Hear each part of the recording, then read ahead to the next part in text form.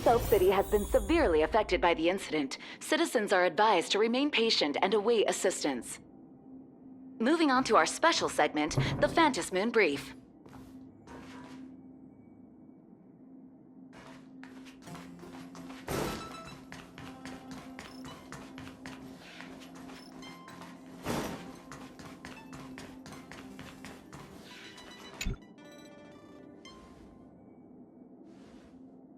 You're back!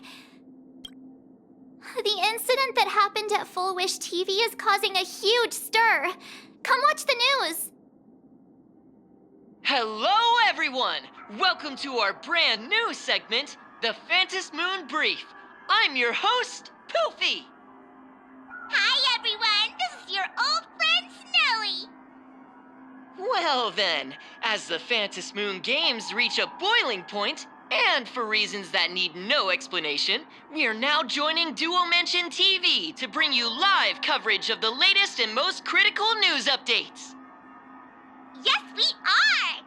And after the director of Full Wish TV and sponsor of the Research Society of Happy Smiles, Full Wish announced that she was joining the Phantom Moon Games! That terrifying tragedy of 15 years ago once again swept through the psionic game! The supplicant debate, slated to take place at the Seafeld TV tower, was cut short when out-of-control Imagine known as Joy Ascendants appeared suddenly and launched an attack. This Imagenesis plague centered on Seafeld City spread rapidly. Even Full Wish herself turned into a monster atop the Seafeld TV tower. As of the latest reports, nearly 200,000 human and Imagine inhabitants across Plain Arcadia have been affected by the plague. Countless individuals are injured or missing, and total losses are estimated to have reached 8.6 billion credits. And in a chilling echo of the Bloodstained Games 15 years ago, footage left behind by Full Wish points to the disaster as the work of supplicants from beyond the sky. She identified the culprits as the famed cosmic hero, the trailblazer of the Astral Express, and the wanted criminal, Stellaron Hunter Blade, claiming they were responsible for the tragedy. But a spokesperson for the Department of Aberration Defense said the disaster was planned and executed by Full Wish herself through her organization, the Research Society of Happy Smiles. They added that the investigation will continue and the organization will be shut down. Oh, how familiar that sounds. 15 years ago, they made the same excuses. What is the real story behind this? The Phantom Moon Brief will continue to keep you updated. Over 500 years ago, a prophet made a prediction. In year 1999, a terrifying devil will descend from the sky. Will this prophecy come true? Can Plain Arcadia safely make it through this crucial year? We will have to wait and see. Shame on them. How can they just say things like that on TV when it's not even confirmed? And the internet is flooded with fake news about you too. Also, those two hosts, weren't they from Full Wish TV? They were spreading nasty stories about you on the news before. And now look, they've immediately jumped ship after what happened to Full Wish.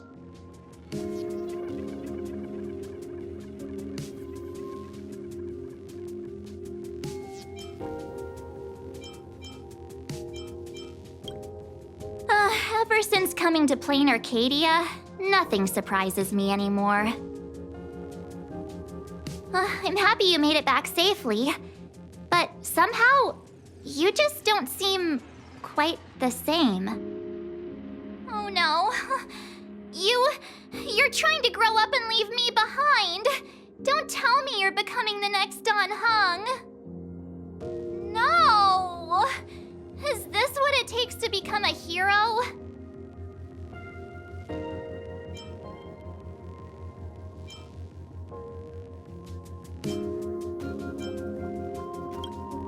If you're all grown up and serious, we just can't click like we used to anymore.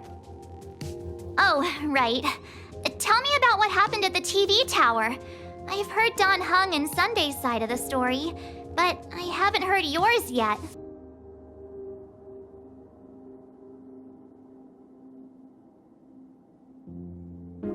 know, Full Wish had people undergo the happiness surgery to implant Shuhu's flesh into their bodies, and that ended up causing this disaster?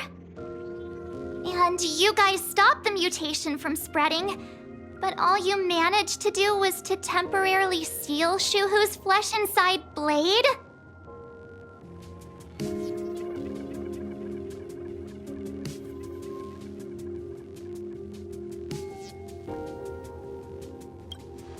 And then you mentioned that Nessia, the one we met at Starrail Fest, is actually the Phantasmoon Games arbitrator? No wonder she could draw a mask for you.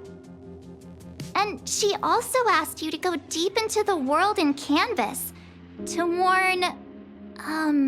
who was it again?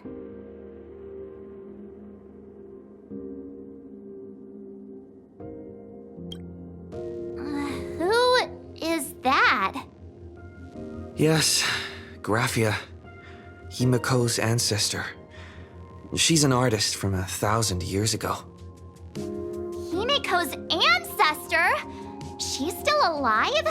Wait, that's not even the most important part. Nessia asked you to warn Graphia that the Lord Ravager, Asat Pramod, is back? Oh, why does the Express have such bad luck? By this point, whenever we go on vacation, I'm always ready to deal with random problems.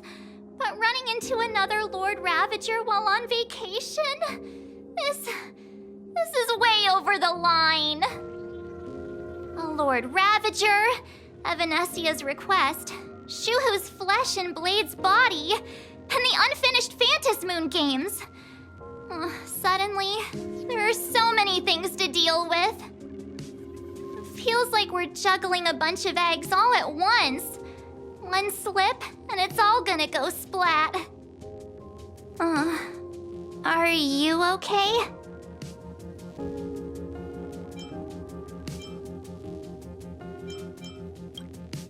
I wish I were as calm as you.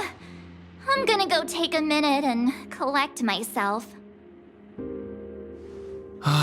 So many things to deal with right now. What should I do next?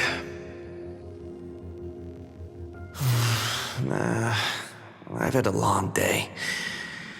I should just get some rest.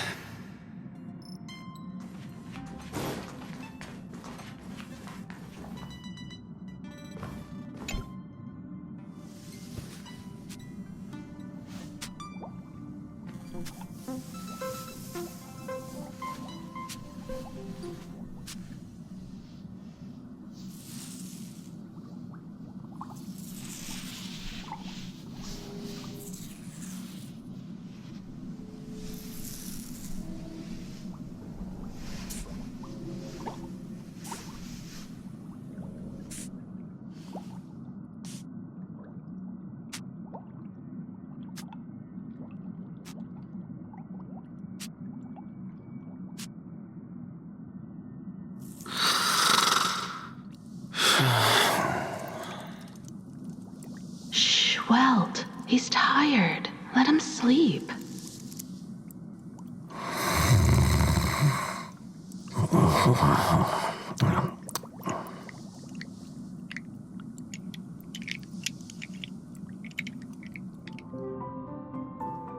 You're obviously tired. I never thought this vacation would become the prelude to yet another major war.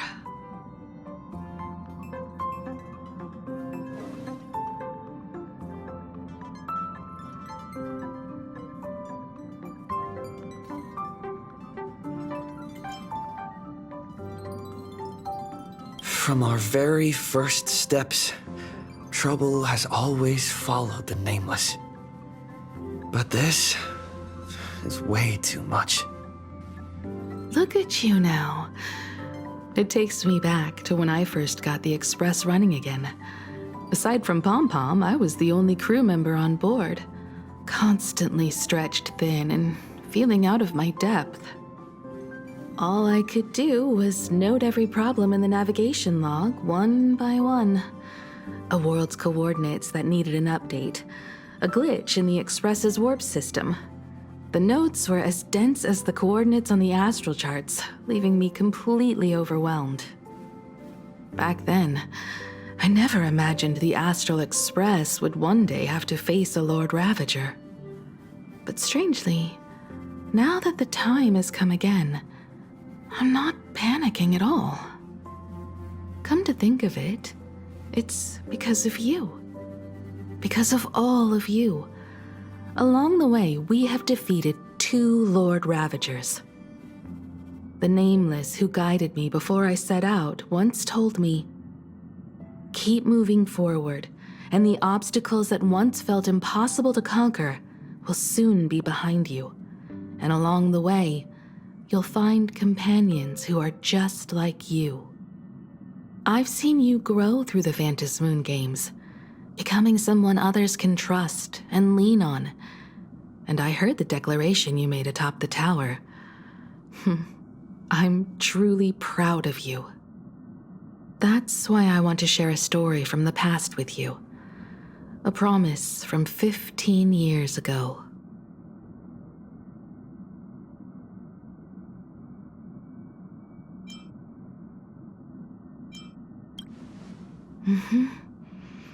I promised someone that when the moon over my hometown was full again, I would go back to see her, to let her know I had made the most of this borrowed life and found companions I could trust with all my heart. I want to share this story with you all. The story of how my journey began.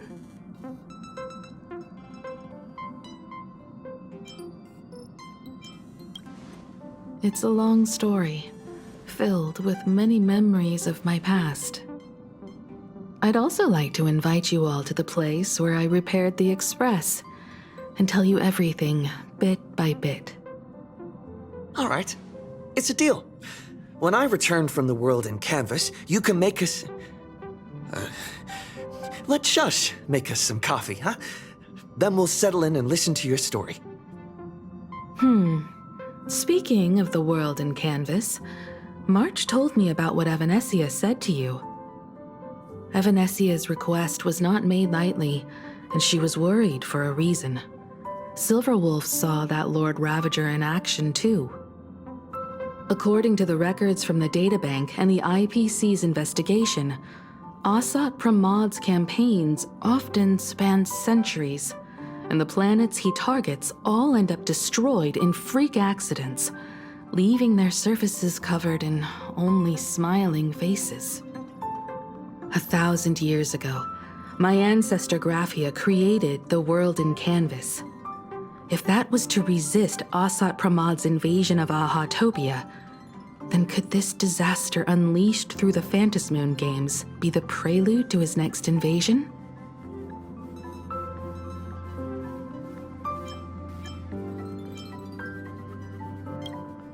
There are far too many legends about her. It's hard to tell what's true and what's not. Only 2 things are beyond doubt. First, during the Cinderth Age, she created countless Imaginae and sent them into battle against the demon legions from beyond. Second, near the end of one of the Phantom Moon games, she created the world in canvas to shelter inside it what was left of civilization and life. Which means she is not only familiar with Asat Pramad, but has also witnessed the manifestation of the Eon of Elation.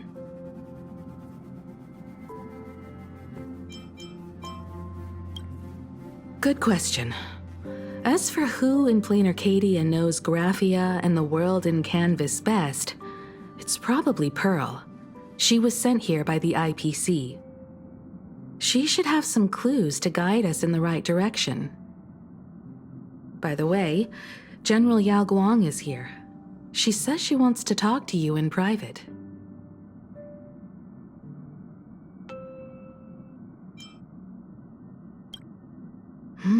I'm not sure if she comes with good news or bad news. She brought a little gift from the Cienjo, though. Mung bean soda. Go talk to General Yao Guang, then. Don't keep her waiting. After that, come to the party car and fill us in on your next move.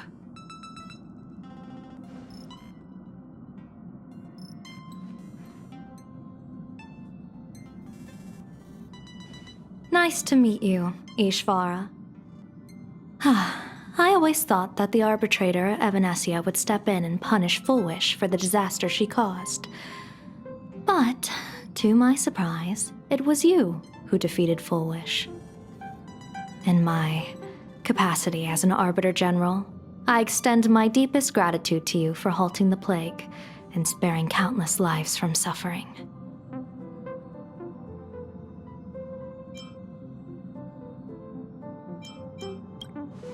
What I am about to tell you is something Evanesia risked breaking the rules to share with me.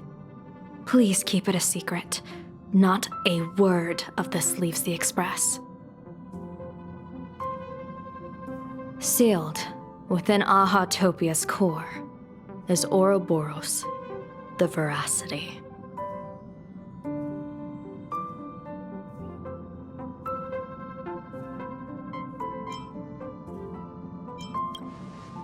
You mean the Leviathan that could swallow whole planets? That Ouroboros, the Veracity?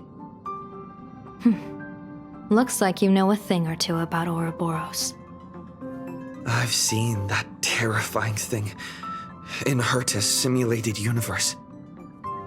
Rumor has it, they were last seen during the era of the Swarm disaster. They were hardly there to aid the Swarm, but rather to attend a cosmic-level feast, in which the Swarm served merely as appetizers, and the planets they passed were devoured as the main course. No one expected them to be here of all places, sealed away on this very planet after vanishing for years.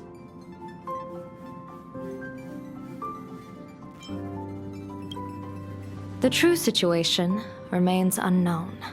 But with this information, we can understand why Asat Pramod set his sights on this world. Aren't you a little afraid, facing a huge disaster like this? Interesting. You wouldn't flinch even if a star fell upon you. A true Ishvara. Fortune follows when fate hits its lowest ebb. Every crisis comes with an opportunity. Now that we know a force capable of devouring stars is deep in slumber at this planet's core, perhaps we could make it devour the problem inside Blade's body. It might just be a risky path worth taking. Blade has agreed to my proposal and will venture into the world and canvas to seek out the Veracity. From what I've heard, you are going there as well. I cast a divination, and the hexagram shifted between the marsh and fire trigrams, yielding the judgment. Heaven and earth are separate and apart, but the work which they do is the same. In other words, though your paths may differ, they are destined to intersect.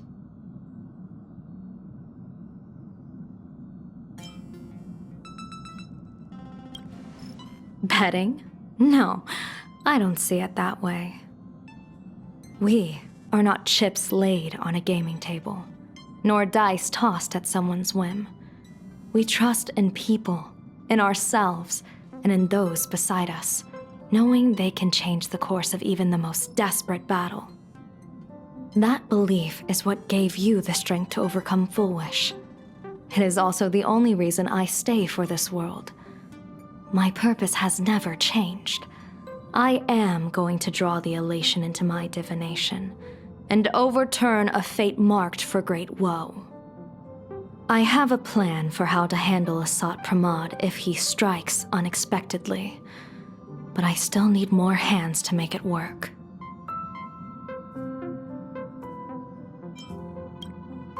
What miracle could cap off these games better than a finale that humbles a Lord Ravager? It will be a tribute to the elation. The shadow of the Lord Ravager looms, and from here on, everyone must carry their part of the burden. I will take my leave first. Before I set out, I still want to say a few words to everyone.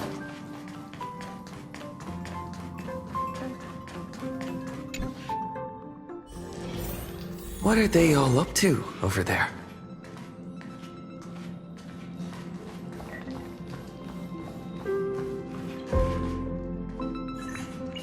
Oh, there you are. We were waiting for you. We're here to celebrate the Astral Express making it through another trial, of course. Pom-Pom's heard all about your latest adventure. It's a modest celebration, but a meaningful one. You stopped Full Wish's scheme, and that is no small achievement. Regardless of what the people of Plain Arcadia or the media may say, we raise a glass to you. Exactly. You knocked out the mastermind behind all those creepy whatever their name is. I didn't get to see it myself, but Don Hung described it for me. You killed it! Your victory gave Blade a chance to free himself from Shuhu's flesh. Thank you. With a Lord Ravager looming on the horizon, everyone will soon be heading off on their own missions. Before that, it felt right to have a small gathering like this. Now, let's make a toast. Here's to everyone who fights to protect this Arcadia. And here's to all of us. The Lord Ravager can throw whatever he wants at us, but I know the Astral Express will keep streaking across the stars.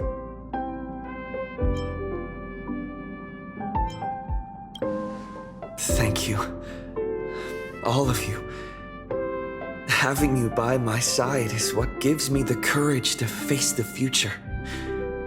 I'll carry this strength with me through the rest of this journey. Cheers!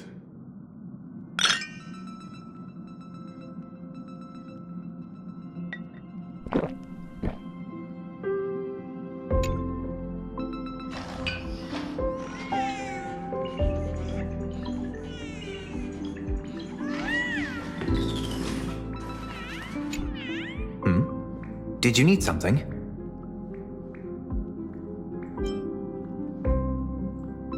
I need a break. I felt worn out ever since coming back from Seafeld TV Tower. Right now, it feels like I'm back in Oak Manor's banquet hall. At those parties, no matter how tired I was, I'd have to clutch my glass and smile, keeping myself calm. Mr. Yang insisted I should get a full day of sleep, but I didn't want to miss the chance to toast with you all. I should thank you for letting me embark on this journey.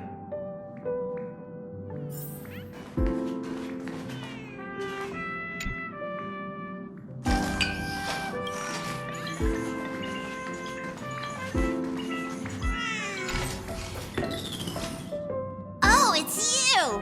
Pom-Pom heard you've got a solo mission coming up. Be safe, will you?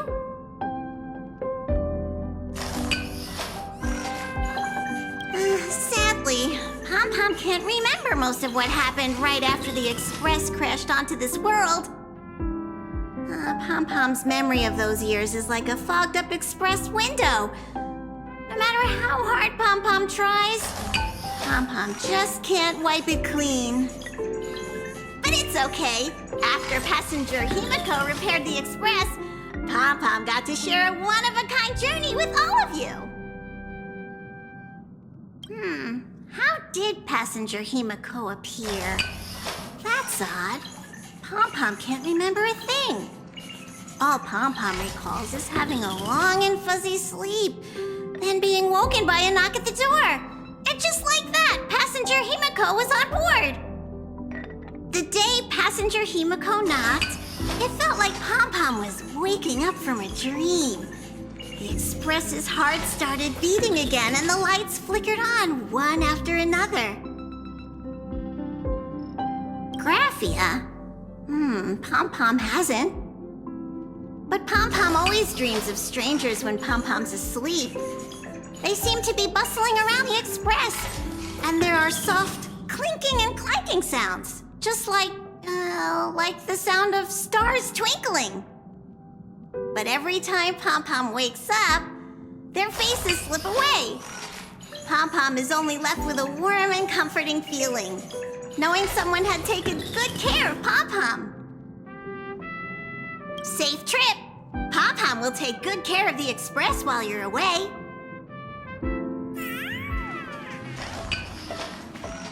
I heard from Sunday about how the televised debate went. We won this battle because of you.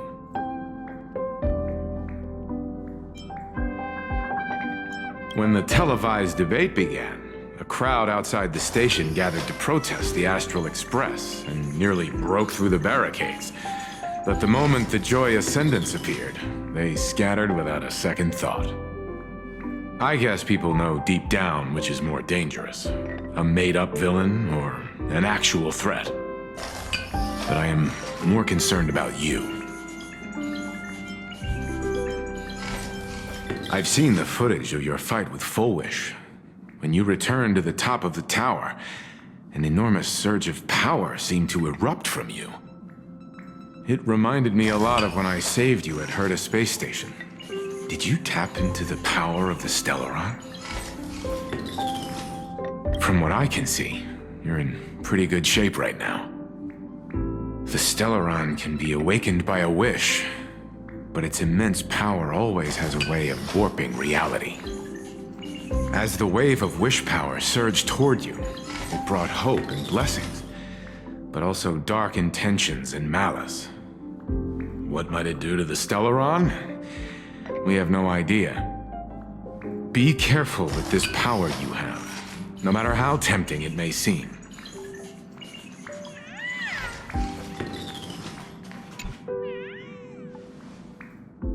There you are. March and I were talking about you.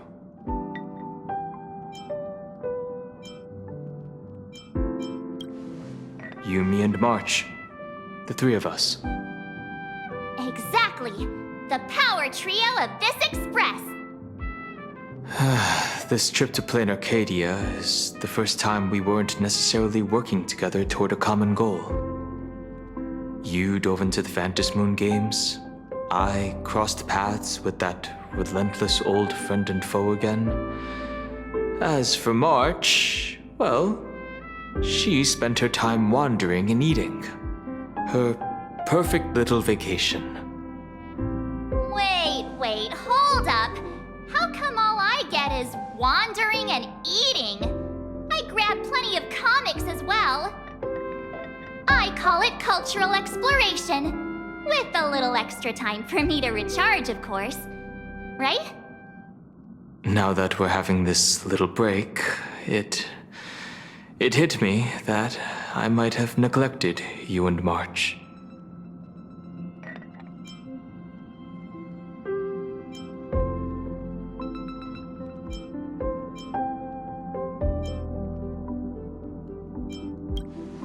Yeah, we are actually more concerned about your condition, Dan Heng.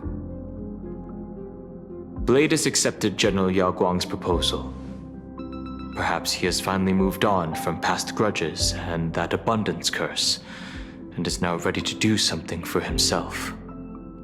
It's going to be a path fraught with danger, so I had hoped to accompany him for a bit longer, but he refused. From now on, I will turn my attention to this world. Mr. Yang and I have been asked by General Yao Guang to help with setting up some defensive formations. I've got work to do too. Mr. Ashvale wanted someone to accompany him to the tavern to investigate clues about Asat Pramod. Yours truly figured she'd been resting long enough, and it was time to stretch her legs. So I volunteered.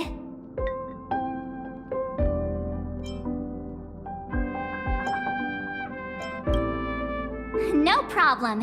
When you come back, you have to share everything you saw in the world in Canvas.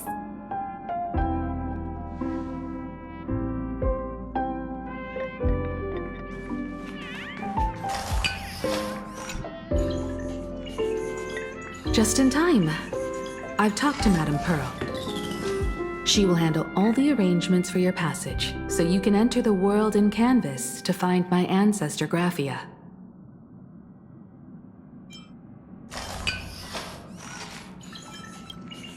Actually, I hoped you could take some time to rest first. Once you've fully rested, you may make your way to the dock in Seafeld City. Madame Pearl has a special ship waiting for you there. It will take you to the border between this world and the world in canvas, a place known as Inkford Hermitage. That's your final stop before entering the world in canvas, a place to gather your supplies and rest up before you set out on the journey ahead. I know you'll have to go alone this time, but I don't think it'll be dangerous. After all, that realm was created by Graphia, my ancestor. The thought of it makes me feel calm, in a strange but comforting way. If you get to meet her, please give her my regards.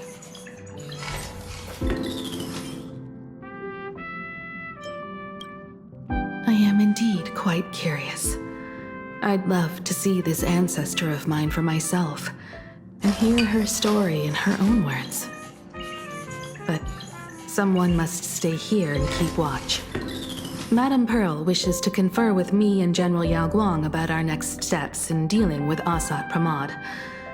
So I'll be entrusting this mission into the world in canvas to you. Go ahead. Set out once you've rested up. I'll be here with Welt and the others, awaiting good news from you.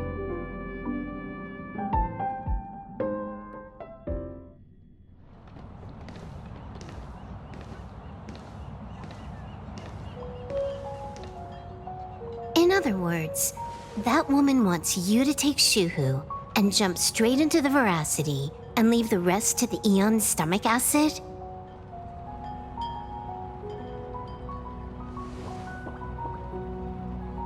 And this is between me and him, right?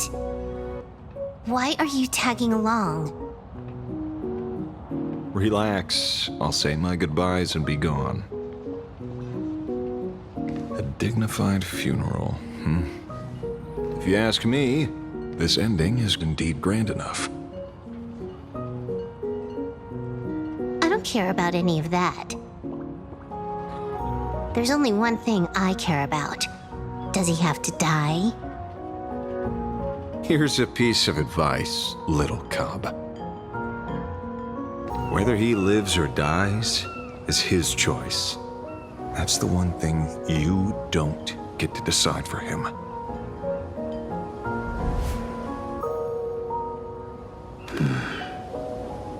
It has landed. What? Nothing. Just a seabird landing on the rocks. A blade forged of mortal steel cannot sever an undying fate. If Shuhu is to be put down, the options are few, and that Leviathan is one of them. In time, people will say this. The culprit of the Juming gave his life for the greater good and plunged into the abyss alongside the abomination.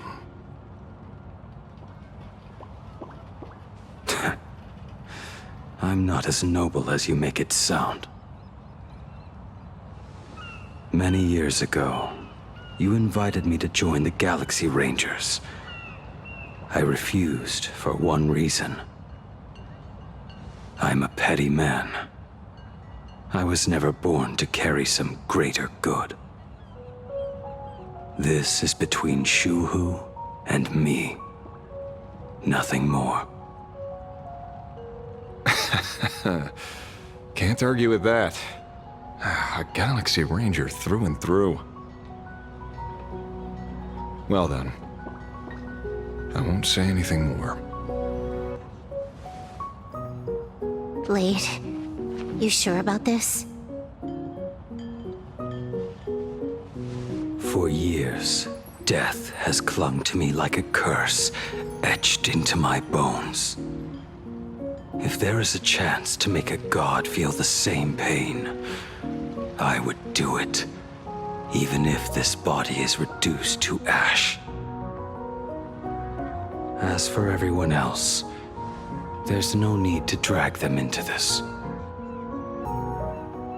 We'll proceed as Yao Guang proposed. Bury Shu Hu at the end of the world in canvas, taking me with him, and let the veracity dissolve us both.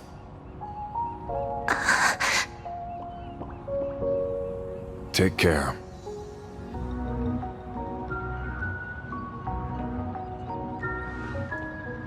How about you stay as well? You might as well see it through to the end with us. Plain Arcadia has bigger problems that need my attention. Your instincts were right. That meanie pulling strings from the shadows is none other than a Sat Pramod. Who else would want to kick a Ha's head like a ball? So, I need to get back and finish my job. Investigating a Lord Ravager sounds like a job you don't come back from. Therefore, it also pays very well. Then here's hoping you live long enough to collect your payment.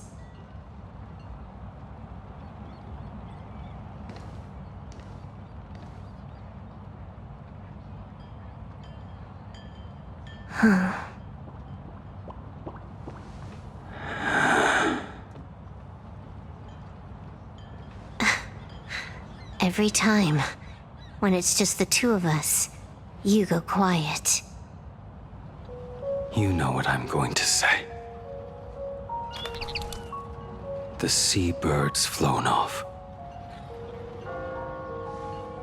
It's time for us to go too.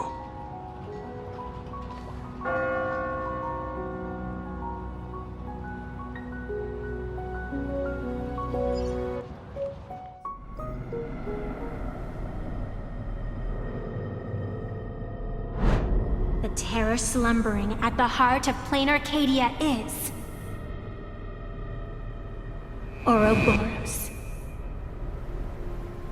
After the swarm disaster, the veracity vanished, never to appear again for more than 700 amber eras. Their last rumored sighting was 500 years ago. History fictionologists claim that Ouroboros lies in wait at the edge of the cosmos, guarded by their children, awaiting the day of their return. I've heard that story before, but it wasn't about the edge of the cosmos. It was Pier Point. They say that the preservation is nothing more than a facade, and the IPC is, in truth, a cult devoted to the veracity. Organic life has quite the imagination. They've said other things, too. That Louis Fleming seeks to ascend as the Eon of Wealth. That the Council of Mundanites are mere hounds of Dr. Primitive. That the Marketing Development Department colludes with the destruction, turning a blind eye to the spread of Stellarons. Such rumors are endless. I believe the General should be able to tell which are true and which are not.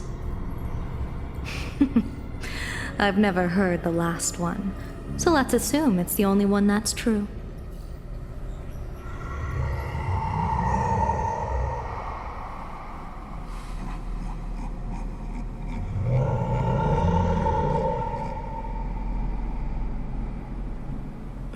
Such terrible breath. Once this Leviathan awakens, the Arcadia's destruction would be all but instantaneous. For now, this remains conjecture. The sealed remains appear to be a husk that Ouroboros once shed. Why it's here, and how it's connected to the elation, remain unknown. Yet even a fragmented remnant of an Eon is a threat that can't be ignored. The calamity of the Leviathan must not be allowed to re-emerge in this world. Naturally, that is why I'm here, and it's about time for the two Nameless to arrive. Oh, you're just on time. General Yao Guang, as instructed, warding talismans have been placed at over a dozen sites across Plain Arcadia. My thanks. It was Mr. Yang's talent of creation out of nothing that allowed us to reproduce dozens of plumes and complete the deployment with such speed. Now, with yin and yang aligned, and all four aspects in place, as long as we set up the last formation core, the Decalight reflection barrier will be complete. Using the divine eye of the Spiritus to weave a giant web, one that ensnares countless possible futures. General, have you truly made up your mind? Though Shuhu has been eradicated, the signs of doom have not faded. On the contrary, they grow ever clearer. After much consideration, the source can only be this restless corpse. One crisis is yet to pass, and another is already upon us. The Arcadia's ley lines were already riddled with scars, and now even the ancient tree's seal is starting to loosen. While Evanesia is asleep, someone must take up her duty to guard this place. But defending isn't the way of the hunt. If you don't want to become the prey, you must become the hunter. General, do you intend to go on the offensive and suppress the remains of the Veracity? How could I?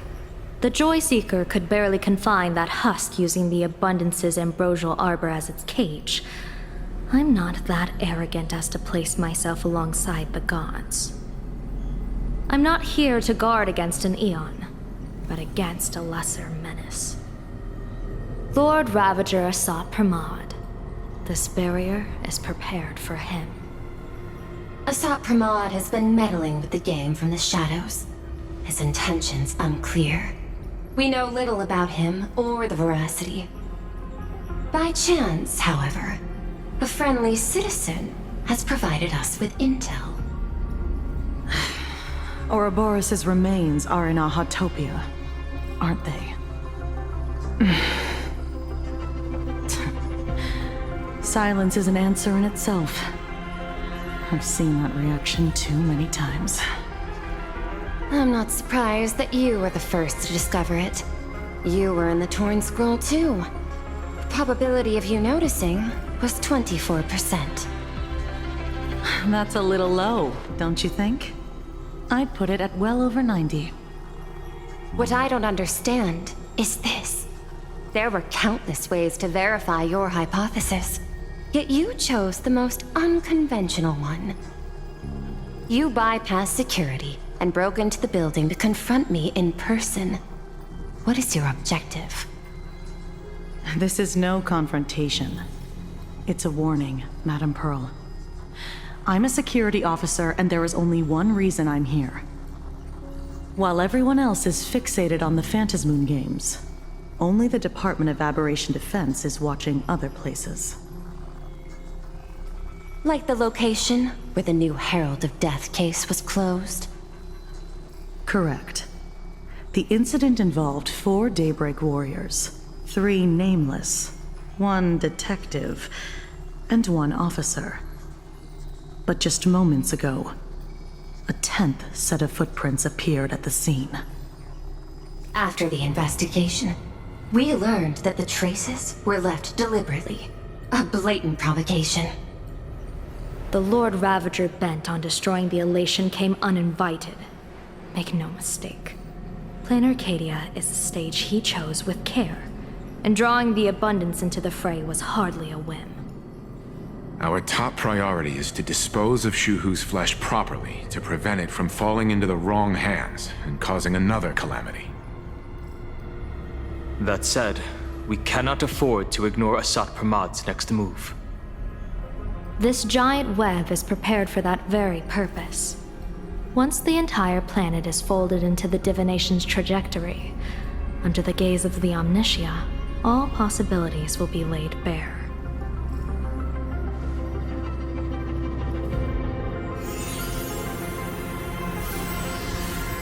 When that time comes, he won't wish to leave any footprints behind. One final question. Why did the Lord Ravager choose to visit this place? Does he have an ulterior motive? Or is this merely some twisted joke? That question should be left to the professionals. Don't forget, we have a detective who can't seem to rest. Let's hope the accumulation of variables can tip the scales in our favor.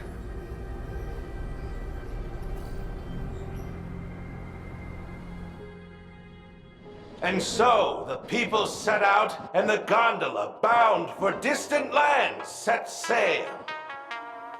At the end of the world, the Elation once again declared war upon the Veracity. Hey, frail little humans! Ouroboros split their mouth wide open. Whoever can fill my whole mouth with but a single thing shall receive a reward, my tongue. The fool known as the Shepherd captured a comet, but it wasn't even enough to fill the gap between the Veracity's teeth. The bartender Baraji opened the wine cellar, yet they only grew drowsy, drifting off to sleep. And en route, he crept up to the Veracity's ear and told them a corny joke. The Veracity pondered it for 10 amber eras, then burst into laughter at their own amusement. En route spread his hands and said, "See? I filled your mouth with laughter." Then what happened? Then the Veracity said, "Are you kidding me?" And with that, they opened their gaping maw and tore en route to pieces. What kind of nonsense is that? Those are the facts, my inquisitive auditor. If you want to hear more stories, you're welcome to discuss with your classmates.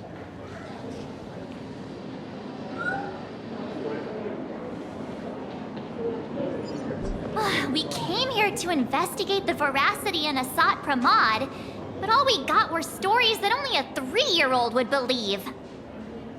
Rumors don't just appear out of thin air. It's just a matter of how much truth you think they hold. At least 90% of that was made up. Sometimes that last 10% is all you need.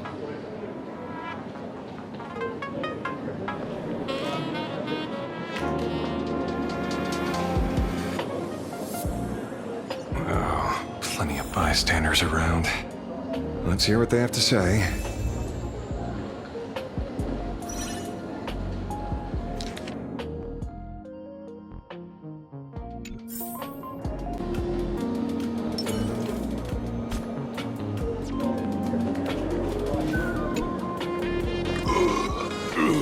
You two asking about the Veracity? You thinking about walking that path? Walk the path of Veracity? Do I need to eat everything in sight? You got it! Kids always dream big. Some are bulldozers, some are monsters, and I am Ouroboros! Yeah, and the man. Ugh, can you talk normal? Stop gulping for air. I swore to become a Veracity Path Strider. I eat everything.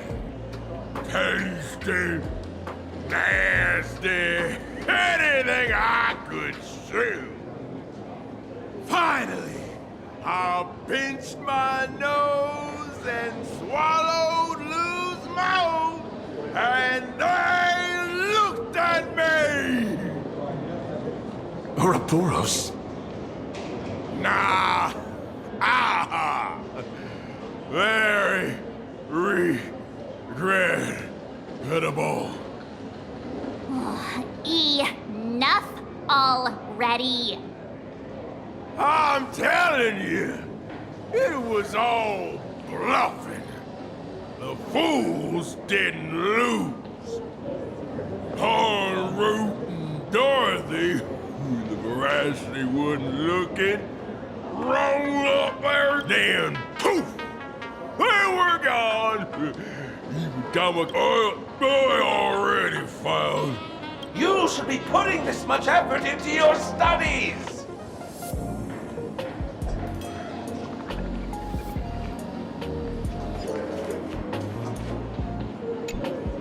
They say a dull pen beats a sharp memory. My memory's dull, and my pen's not much better. Then you must have a lot of stationery? A kindred spirit. Miss, it seems you're one of us as well. I've met far too many fools who can't even read. Oddly enough, those of us who truly love learning are the rare ones. Interested in studying the knowledge of the laughter?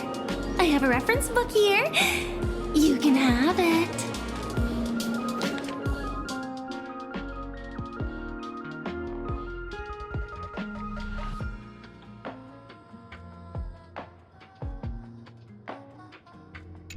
This feels completely made up. But, thanks anyway. Oh, please. Thank the seniors. To compile this book, they offended every eon they possibly could, and narrowly escaped death at the hands of each and every one of them.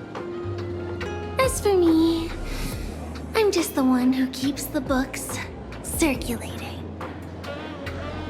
Hey, friends! How was your first day of school? Sparksy's here to pick you up after class. Where were you just now? You opened the door for us and just disappeared. Don't tell me you're up to something again. Oh, still doubting me? You're breaking Sparkskull's heart here. That whole foolish thing. I took on every emoji in the tavern by myself, fought them all the way to the end of the world, and even wore my mask down to nothing! But honestly, this place runs on rumors. Aha is being chased by the veracity. Aha chases the veracity. We won't get anywhere following stories like this. Let's go through what we know so far.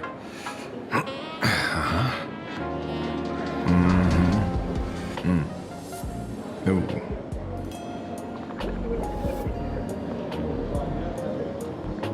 Yeah, it's a complete mess. So, after a bit of thought, Lady Sparksy came up with a brilliant idea. I borrowed a nifty little gadget from a friend. The Unreal Sparks and Spark! No idea how it works, but apparently this light bulb makes you smarter the moment you put it on. Does this friend know you borrowed it? Some Pramod has a gun to our heads, and this is what you're worried about? He'll find out one day. Well then, I'll go first. It, doesn't look very reliable. Are you sure about this? No worries.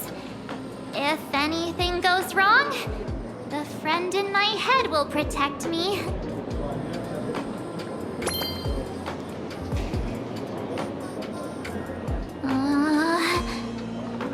Doesn't seem to have any effect. No, it's working perfectly. I get it now. All of it. No need to dance around. Our enemy is a Lord Ravager. There's only one question we need answered. How does Asat Pramod plan to destroy Elation? Correction. The effect is very obvious. Judging by Nanook's habit of picking Lord Ravagers, I wouldn't be surprised if Asat Pramod was once a masked fool, and therefore knows Aha's weakness. The Arcadia is like a microcosm of eons and paths. People indulge themselves in fabricated happiness, unable to pull themselves away from it. Many have expressed their concerns. This isn't elation. Aha is playing with fire. A classic social realist deduction. Old-fashioned. Ooh, but effective. We're closing in on the truth. Yes. The answer is all but revealed. You are Asat Pramod, Sparksy. Do you have evidence? Of course. The truth is so simple that everyone overlooked it. The evidence is... you were the first person I met when I got off the express. If I am Asat Pramod, would you and Grey Hair have been able to walk out of the school alive?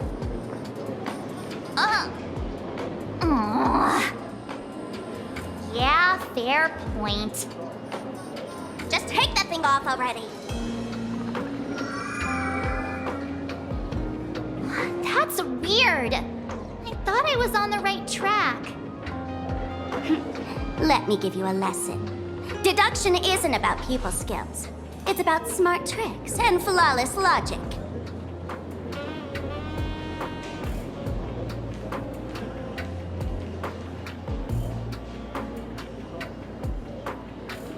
Watch and learn. Sparkle, master of the classic whodunit, has entered the chat.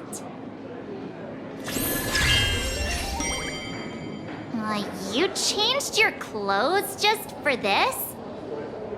First of all, Ouroboros likes to eat. Secondly, whatever they eat disappears completely. Therefore, veracity is also a form of destruction. This is the classic mystery of one culprit, two identities. The one trying to kill Elation is... the Lord Ravager, Asat Pramod, played by the Veracity! What am I even saying? Classic whodunit. This is more like a classic Who's the Dummy. Ah, I get it now. All this thing does is make wild guesses sound reasonable. So far, that's the most accurate piece of information we've gotten. No need to be so serious, Detective. Why don't you show us what you've got? By the way, what type of detective are you? Me? I'm the tough guy type. I don't waste time on useless details. I aim straight at the heart of the problem. You're not wrong. Asat Pramod is Nanook's weapon to assassinate Aha. Whatever his plan may be, the target doesn't change. Remember, as far as humanity knows, there are only 3 ways an Eon can fall. A broader path engulfs a narrower one. Divine warfare between eons, and the third one. What was it again? Forcing an Eon to turn away from their own path. Whichever it is, none of it sounds remotely connected to Plain Arcadia. So, what makes you so certain Asat Pramod is here on business, not on vacation? Because we folks just dug up one heck of a treasure from underground. And in the stories tied to them, we've unearthed more than a few names worth paying attention to.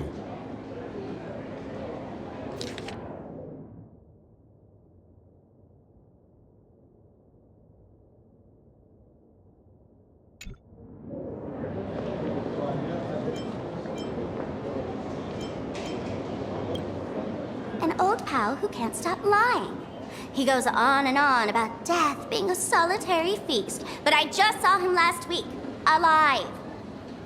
I see you're acquainted. Please, introduce us sometime. Baraji?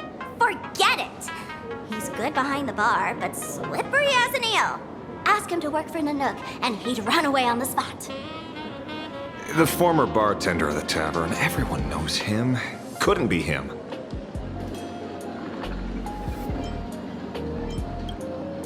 Right.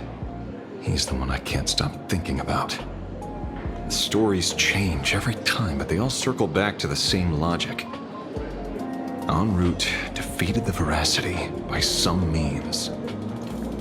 You're right. Then who is this en route? Do you know him? En route. Of course she does! Everyone in the tavern knows that name. Long ago, its owner grew tired of jokes, cast aside his mask, and walked away. Some say he became a morning actor. Others say he jumped into IX's black hole. But none of that matters. What truly matters is that you have my unreal Sparks and Spark. I knew it. Give it back, give it back! That's a big order my client wants immediately. What do you mean, give it back?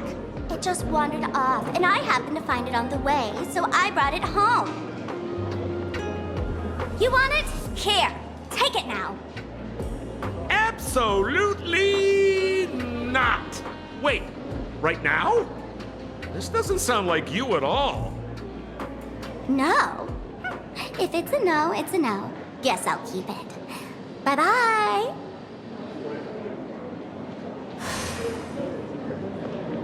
Get back here! Sir, do you need to hire a private detective? Hey! Can you catch her for me? Of course. I'll have that thing returned to you safe and sound in half a day. But, in exchange, I'd like you to elaborate a bit more on what you were saying. Oh, so that's why you're here. No, old Sempo's intel isn't cheap. Waiving the fee won't quite cut it, will it? Name your price. Put it on Pearl's tab. Ha! Just kidding.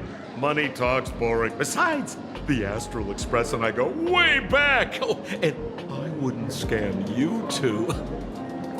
The en route you're looking for lives up to the name. There's nowhere he can't reach. Only places he hasn't been yet.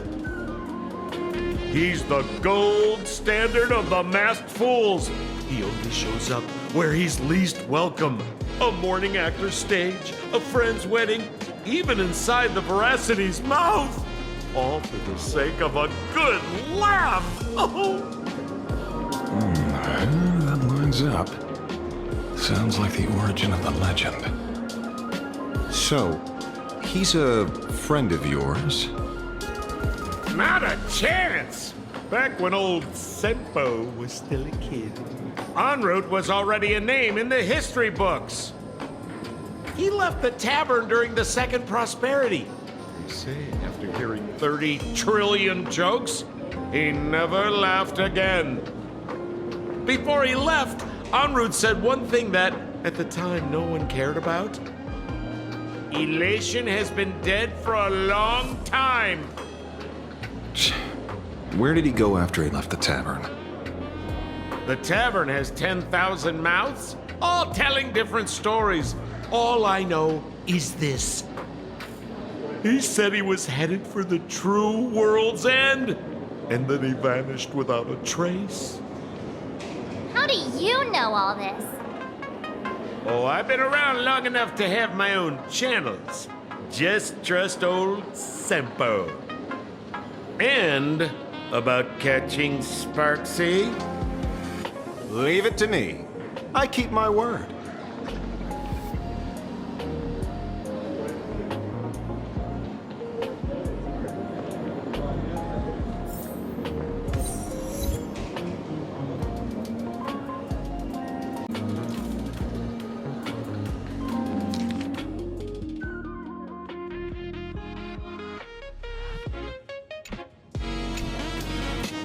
See?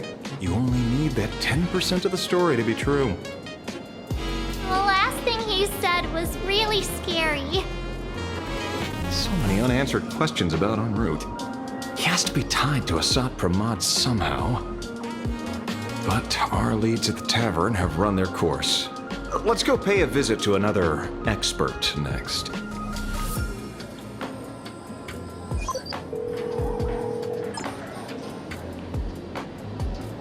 Oh, speak of the devil. Only a Cienjo general could have arranged something like this, I suppose. I'm surprised as well. You've only just left Amphorius, and already you've managed to draw the attention of another Lord Ravager. Miss Ron May? And Miss Ting Yoon? We're here by General Yao Guang's request. It seems we arrived just in time. At first, I only came because the Shenzhou extended an invitation, and it seemed impolite to refuse. Now that I'm here, I see it was well worth the trip. So, let me get to the point. Ouroboros has long been dead. Their death was merely buried beneath layers of secrecy. Hardly surprising. They disappeared after the swarm disaster, and there are many different opinions on where they went. The Intelligentsia Guild claims the Veracity ate their fill and entered hibernation. I don't buy it. Those scholars are fond of post-meal naps themselves, likely just projecting their own habits. You seem surprisingly calm, which makes sense. After all, the shadow in your right hand is evidence as well. Why don't you tell everyone what happened to the Galaxy Rangers back on Von Walk? Von Walk? Sprightly Von Walk. I've heard there's a particular phenomenon that occurs on that rainforest planet. Plants multiply and grow and are then harvested like wild grass. A cycle repeating every few decades. Almost identical to the Phantom Moon games. But how are the two connected? When you hear plants and growth, shouldn't that make you think of abundance? Huh. Wait. It seems you figured it out. By coincidence, abundance is another thing the two worlds have in common. When coincidences pile up, they cease to be coincidences, Mr. Ashvale. No. Leader of the Rangers, Mr. La Mancha. Perhaps you could explain this to our nameless friend? Back on Von Walk, I'd already long since stopped being a ranger. Your conjecture is basically correct, Miss Ron May. You're not the only genius to take life as a subject of study. By the time I arrived, the atavistic experiment was already approaching its final phase. Dr. Primitive had set his sights on an ancient leviathan. Beneath Von Walk's surface, there also lay the remains of the Veracity. You stopped him. The Rangers stopped him. Back then, Mr. N was still human. Now, deep beneath Ahatopia, another corpse of the Leviathan lies buried. If I'm not mistaken, there are countless other worlds carrying out the same ritual. Aha sealed Ouroboros' body among the stars, suppressed it with abundance, siphoned the power of the Path of Veracity, and called it a game. This is what people call the Phantom Moon games. Uh-huh. Why would they do such a thing? You may remember, the Express once delivered a Leviathan's carcass to me. That wasn't the only one in my collection. By arranging remains from different eras in sequence, I discovered something rather intriguing. At a certain moment over 1,000 Amber Eras ago, just as Akifili began traveling in pursuit of their ideal, all creations of the Veracity lost the same organ, their taste buds. What does that imply? The purpose of consumption changed. Be they spawns, depth crawlers, or void song whales, their genetic markers encoding gustatory organs vanished entirely. Creatures walking the path of veracity became nothing more than biological black holes, consuming without discrimination. This was not natural evolution. Through the simulated universe, I identified the point of divergence in history. A concept had disappeared from the path of veracity. Consider this. What do taste buds provide? Yummy flavors? Precisely. Savoring something's aftertaste is an act of elation. So Aha stole the original Prima Mobile of the Veracity? The simulated universe proves nothing on its own, but the primal desires of life have always been entangled. Think of it as my intuition. The conflict between the eons of elation and veracity stretches all the way back to primordial times. How many people know about this? There used to be 2. I only told Yu Qing 2. Now there are 5. After this, I can't be sure.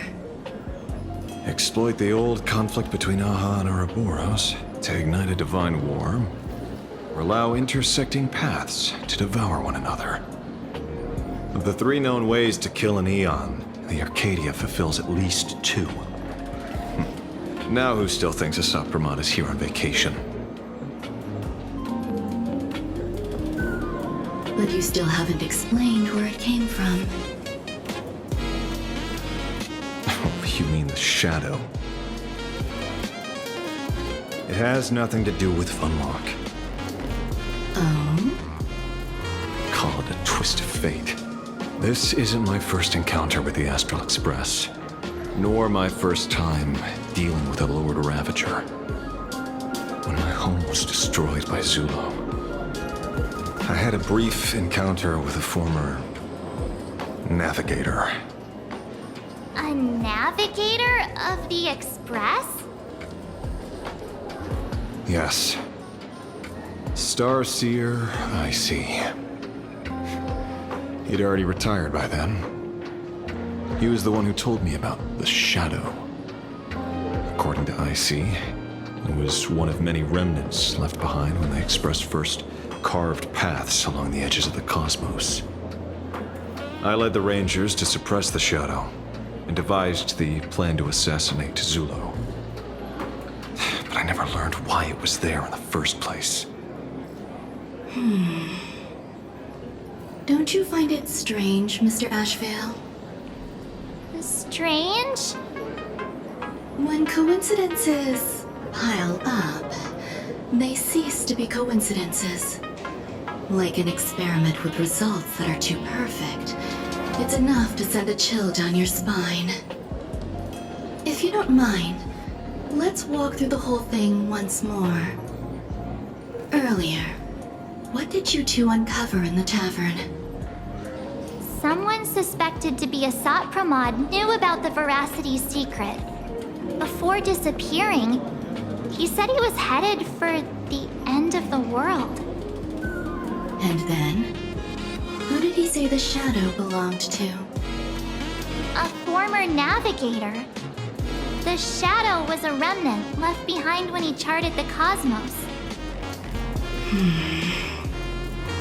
If the world's end isn't the tavern, then where is it? I don't know if anyone can answer that question. Not even Akivili. Wait. Don't tell me. En route only goes where he isn't welcome. After leaving the tavern, he went to the Astral Express The detective game is over.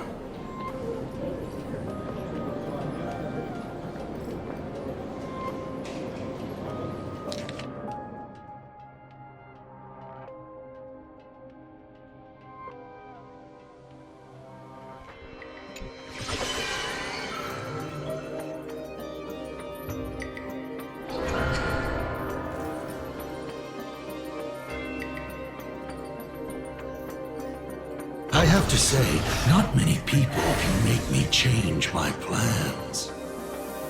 Whether in the past or present, you've always been one of them.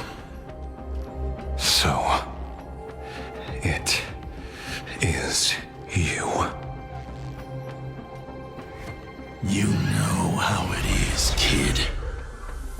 I've always enjoyed arriving uninvited.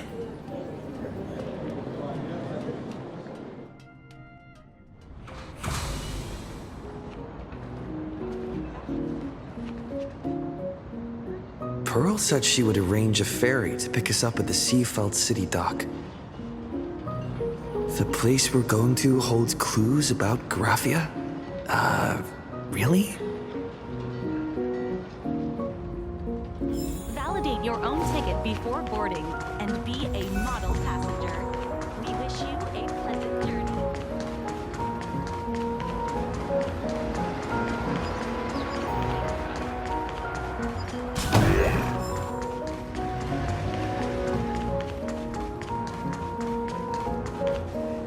It is an honor to, well, shall I say, be of service to you again. To be honest, when Madame Pearl invited you to visit the Perlux Tower, I was supposed to be your guide. I ended up being replaced by a total fraud.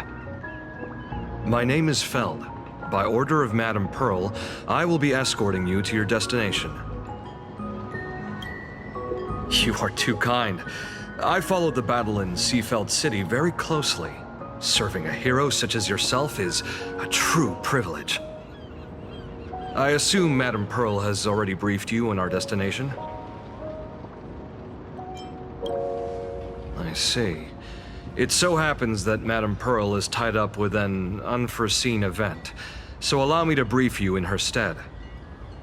The destination of our boat journey is a hotel known as Inkford Hermitage. It is situated at the end of a Dovebrook tributary that ultimately flows into the sea. It is one of the points where the world in canvas intersects with reality. Yes, to be precise, she lived there 1,000 years ago.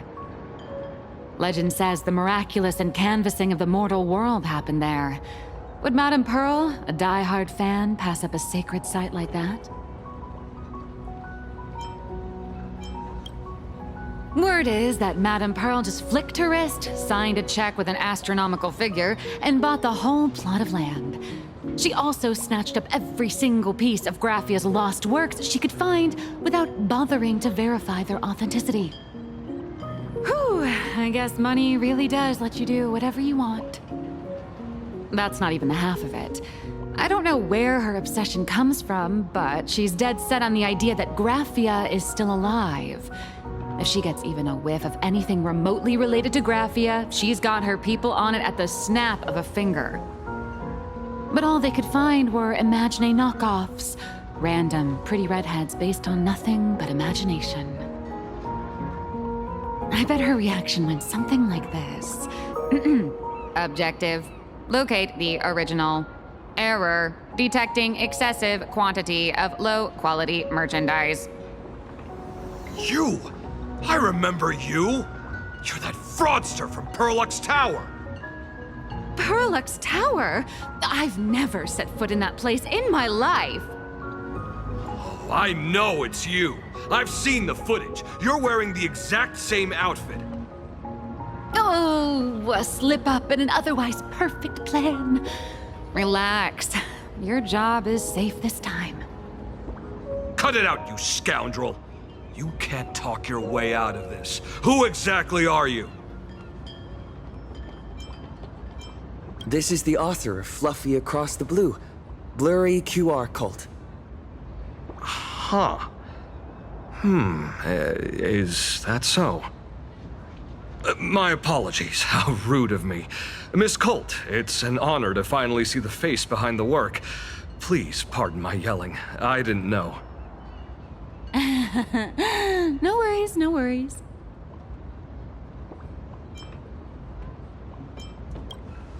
Well, yes.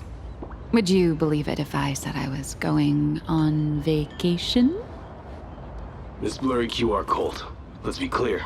You are being transported under escort. Your current credit balance is in the negative. Madame Pearl has offered you a lifeline by asking you to complete the next volume of the Fluffy.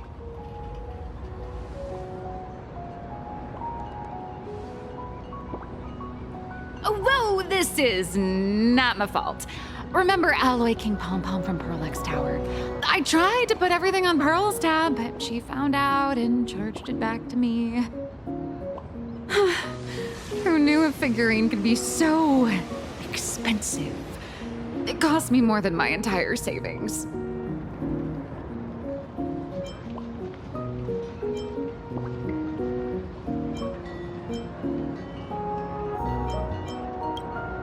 I went all in on learned coins. There goes my licensing fees and royalties. I lost every single penny. So you're escorting her to, shall we say, an intensive creative retreat? Correct. The objective is to deliver the manuscript and clear her debts. The estimated duration is 56 days. Hear that? It's not a hotel.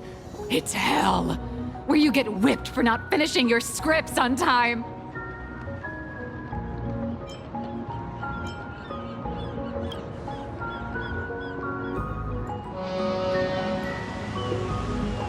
The boat has arrived. When you're ready, let's begin our journey to Inkford Hermitage. Please, mind your step as you board.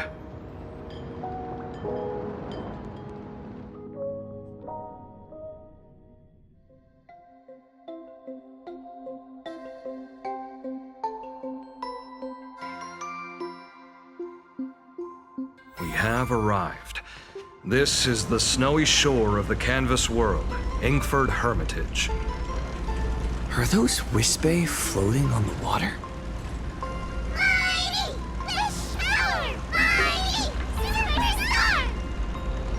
Oh dear, there are so many Wispe. They are blocking the boat's route. But no need to panic. Please follow my lead. We have now arrived at Hermitage Port. Please make sure you have all of your belongings. And watch your step while disembarking. Thank you for traveling on this liner.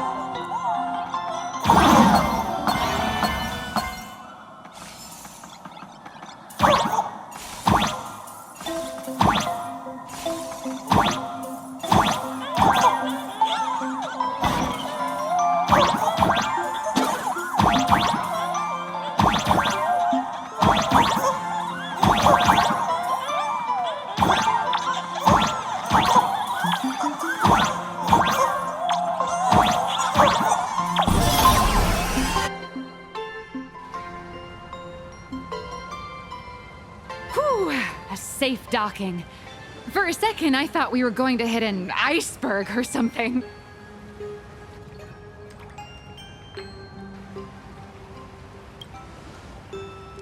They probably sensed your wish power. You are the Phantasy Moon game superstar, no? Look, one's trying to hitch a ride on you.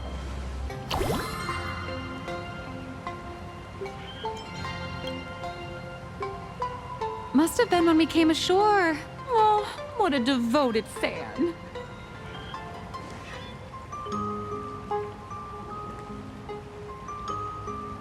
Everyone, welcome to Inkford Hermitage. I was imagining a Benzai Tengoku style manor or something. So you demolished your idol's old residence and replaced it with a luxury hotel. Of course not. Benzai Tengoku vanished more than 1,000 years ago. The original structure is long lost to time. The IPC only chose this location because this is one of the weakest points between reality and the world in canvas. Many Imaginae are born every day, but just as many ancient lineages of Imaginae hide themselves away in the world in canvas once their wish power dry up, or as they grow weary of the mortal world. This is the final stop before they enter the world in canvas, and this is where they bid farewell to reality. They rest here, organize memories spanning centuries, and then pass beyond the point of no return. Rumor has it that Graphia's soul appears from time to time to guide these weary Imaginae on their path. There's a sense of parting in the air. No wonder the soul of the mother of Imagenesis feels an attraction for a creator. This must be the finest well of inspiration. Miss Colt, now that you're in this well too, you ought to make the most of it. Let's go. I'll lead the way.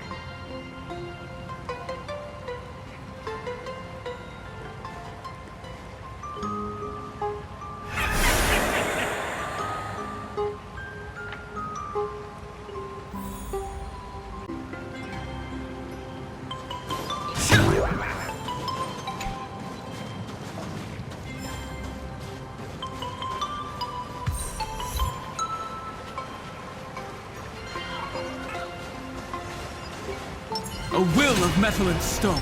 Let's rock!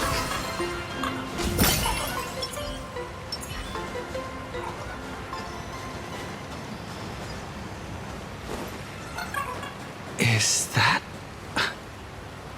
Ah, the golden tree in the distance. We call it Myriad Wish Grove. It's said that it shares the same lineage as the sacred trees on the floating island of Seafeld and the Phantasy Moon courtyard. Before entering the canvas, the Imaginae go there to return their wishes, setting out unburdened.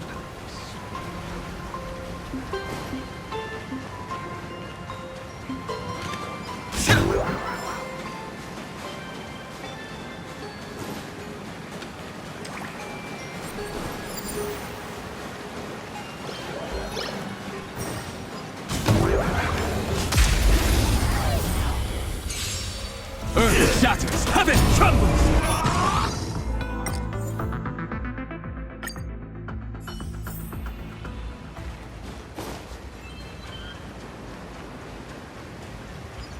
Bring down a will of metal and stone.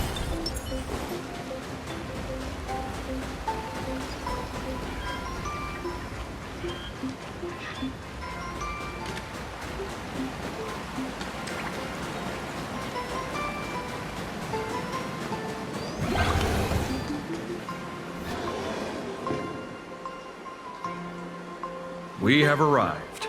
The hotel staff will take over from here. I'll take my leave.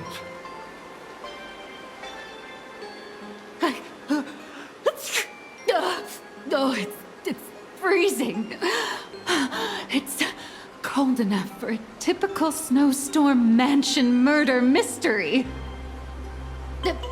Anyone here? Hello?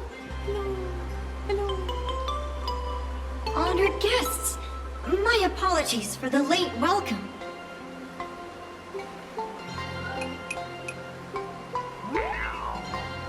No wonder it's so cold. It's an actual snow wispy. Hello there, little one. I am the lobby manager, Casper. You have a very high body temperature. Please, try not to overheat the room. Allow me to introduce myself. I am the popular comic artist, Blurry... the former comic artist, Miss Nihilux. Oh, my true name is gone, just like that. Oh wait, did you say former? The big shots upstairs gave me a heads up. You are now an asset of Perlux Corp. You'll be staying here until you finish your next volume. Every guest in this hotel is an Imaginé with quite a history. That Arcadian over there? That's a former superhero. Which one? Never heard of him. That one over there is one of the oldest strangelings. They're a former Kappa. These days, they work as the hot springs manager. A Kappa? Didn't that lineage of Imaginé go extinct when the IPC first arrived? There are still a few survivors that slipped through the net. As for Casper myself, I am a former frost giant. Little old me was once a tall, mighty, and majestic giant. Of course, that was back in the Cinder Age. So you're basically an antique who knows a bunch of old secrets. What corner did they dig you out of?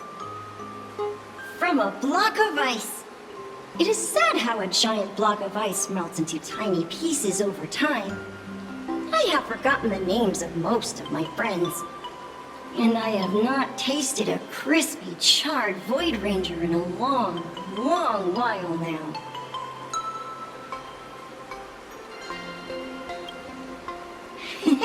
Indeed, another glittering nameless. Another? How's that? That is a secret. Sightings of Lady Graphia are as common as the snowflakes here. Ever since the news spread that her soul would reside at the hotel, all those Imaginé who mimic her and the weirdos who insist they have a connection to her have flocked here. You see, they all claim they have some sort of connection to her, or hold some secret about her. I bet they're just trying to scam people out of wish power and credits. Just like all those people who swear they're AHA. You're not wrong. But whenever the higher-ups ask for a report, little old Casper here can always pad it out and hand over a long list of names. Nameless, good luck with your inquiries. Bye now.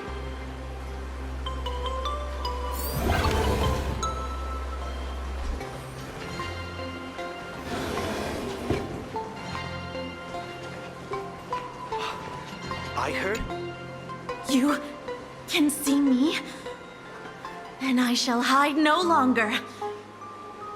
Indeed, I am Graphia, the sovereign of all paintings, the source of all schools, the mother who birthed all Imaginé. Unfortunately, my wish power is spent, and I can no longer weave my imagination arts. But you and I share a fate, with just a few wish bays to aid me. I am Graphia.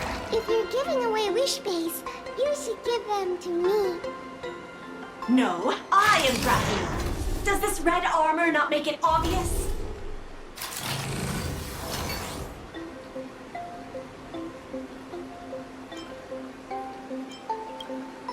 I don't care which. One of you, come help me fight the Lord Ravager. The Lord Ravager?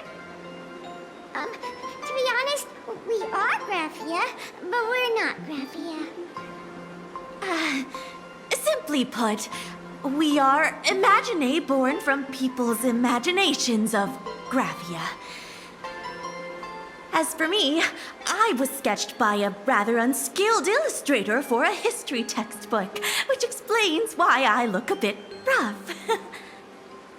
I am a wispy form from the concentrated longing for Graphia in plain Arcadia. I am the armored goddess Graphia from the 52-episode animated series Apocalypse of Ashes, Mecha Wars. Care to witness my signature move? Dance of the Inkblade.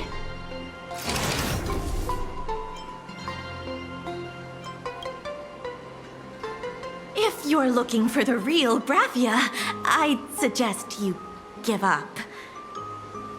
I've seen countless Imaginae on the verge of exhausting their wish power, begging the mother of Imagenesis to extend their lives with her paintbrush. Not a single one has ever succeeded. In the end, only those of us making a living off the Graphia brand are left. When it comes down to it, she's nothing more than a legend.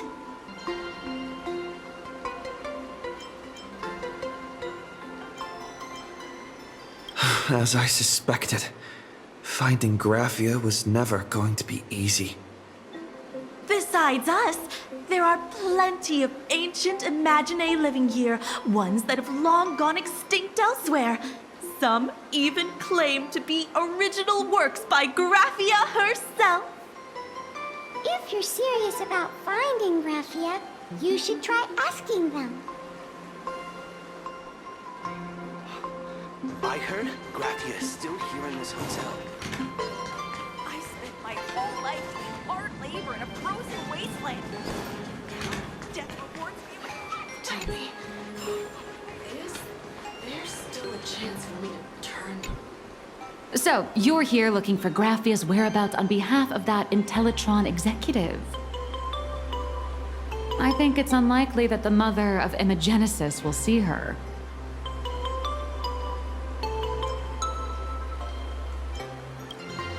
If she wanted to see her, it would already have happened. The IPC has practically turned the world and canvas upside down. You know this, right? Over 140 years ago, they brought in hackers from Punklord and did everything they could to blast open the passage between reality and the world and canvas. I think disturbing her world and canvas like that must have upset the mother of Imagenesis. A friend of Graphia's? Just how long has that person been alive? So that friend wanted you to find Graphia, but they didn't tell you how.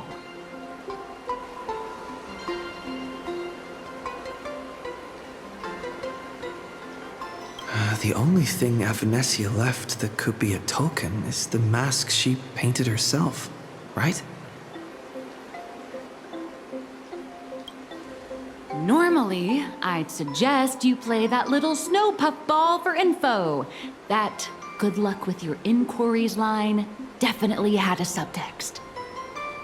But since you're asking for a bright idea, you must have heard that in a certain corner of the universe, there's a mysterious ritual that can summon historical figures to the present day.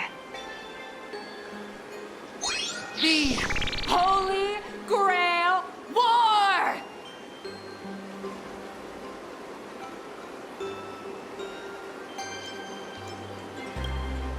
Oh, right! That was your big adventure in Penacony. Oh, how nice. I hope Plain Arcadia holds one too. Then I don't need to explain the method. First, we need a catalyst. Do you have Graphia's brush or palette? Doesn't look like it. No matter, Miss Cult has got you covered. We use ley line resonance. This hotel is built on Graphia's former home. It still has a connection to her, like that vibrant golden tree.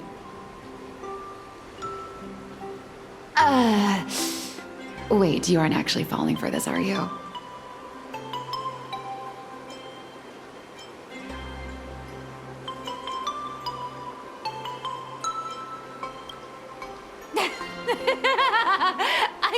I was just kidding.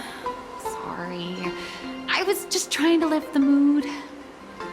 Oh, honestly, I'm a chronic deadline misser who can barely save her own skin.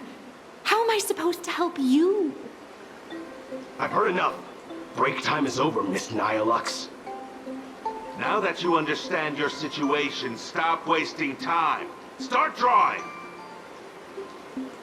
I just checked in and I have to work already? I'm not some fully automated painting Mechatron. You do know that, right? A Mechatron can run for hundreds of hours straight. You cannot. That's exactly why every second counts.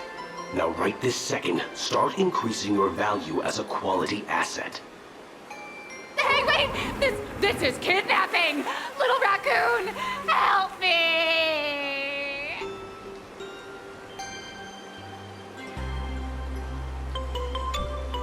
Nihilux has a point.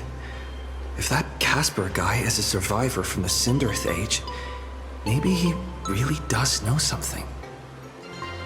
Anyway, I'll start by asking around here.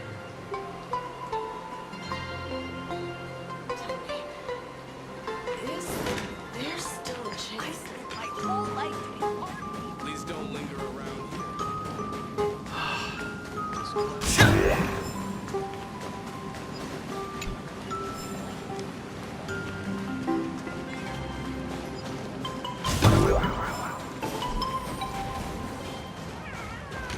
Casper?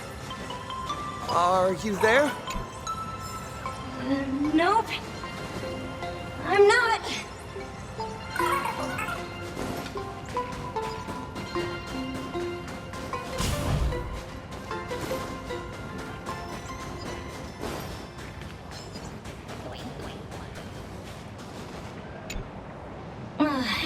You found me, current nameless. I knew you'd come to ask about Lady Graphia. But if I try too hard to remember things from such a long time ago, my soft, squishy head starts to throb, and then I start melting. Drip, drop, drip, drop. So much of my memory feels like it's shrouded in a blizzard, and I can't see anything clearly. I'm sorry, but I don't think I can help you.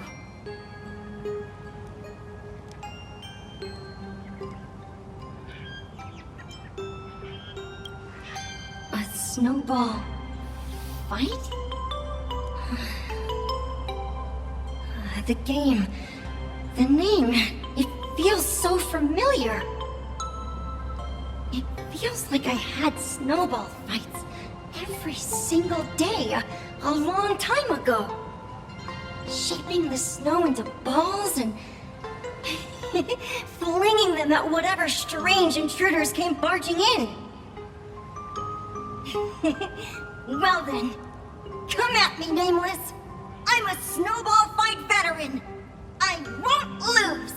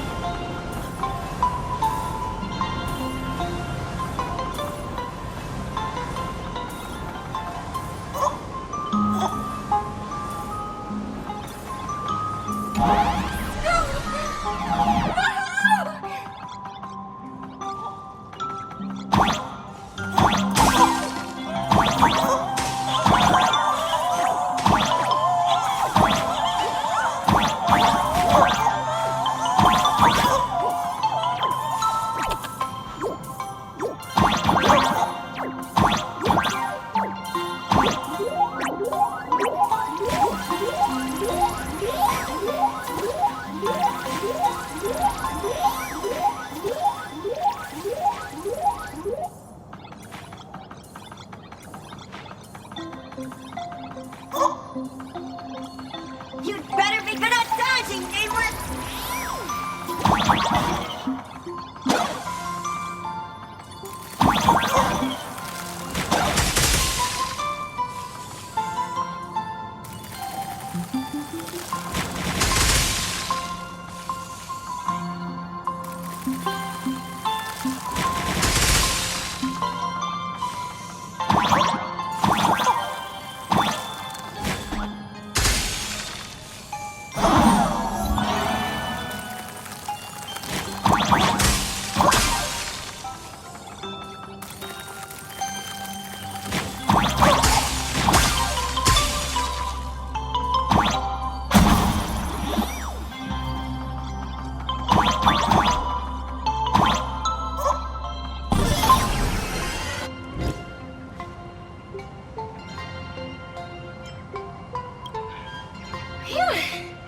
Things from the Cinderth Age are still a bit blurry.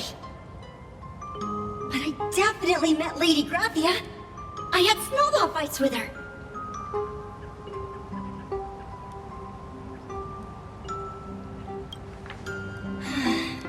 She was a great painter who led us in snowball fights.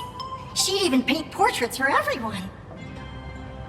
Back then, when we wanted to see her, we'd go to her doorstep, light the ground lamps, and shout, "Snowball fight!" Then Lady Graphia would poke her head out of the window upstairs, unfurl the scroll, and whoosh! Slide right down into the snow. Then we'd have snowball fights against the Void Rangers together, under the giant moon. If we won, I got to swallow the Void Rangers whole. They were so crispy and tasty. There was someone else. Just thinking about them makes my blood boil. He was a snowball fight master. I remember one time, 8 of us teamed up to challenge him. But that guy knocked us all down with his snowballs like it was nothing. All from so far away. 6 of my friends were lying on the ground, feeling beat. Losing the game got everyone so down that no one uttered a word. As for me, I think I got hit right in the neck. I saw my own giant body thud onto the ground, and my chin felt ice cold. 8 people in the Phantasmoon games? Perhaps Snowball Fight is a euphemism for the Cinderth Age Wars? So in that round of the Phantasmoon games, Graphia must have fought a terrifyingly powerful opponent. It seems only she and Casper survived the fight. I saw her once. Just once. By then, Ahatopia had already been transported into the canvas. It was so quiet and lonely. I couldn't find my other 6 friends, but I remembered where Lady Graphia lived. So, I went to her front door again, lit the ground lamps, and shouted, "Snowball fight!" It felt like only a second had passed. Just the blink of an eye, yet somehow it also felt like forever. At last, I saw her drift out. She held me and cried, saying, "I'm sorry, and you've done well," over and over. It was just one lost game. We could have just won it back some other time, but that was the last I saw of her. Why are you saying that too? It's making me feel all strange. That's about all Casper can remember. If you're still up for fun and games, come find me for another snowball fight sometime.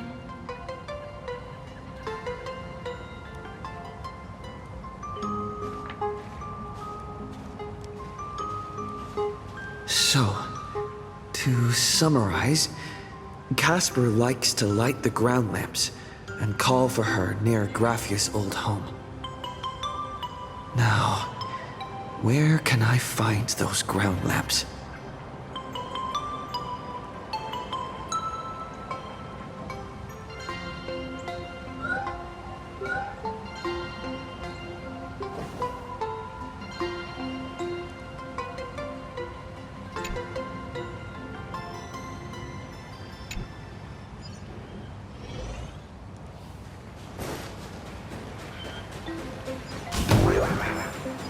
Even next to such a lively hot spring hotel, there's a secluded mountain path like this. These atonement statues all look like small animals. I should find a prominent spot for the ground lamps.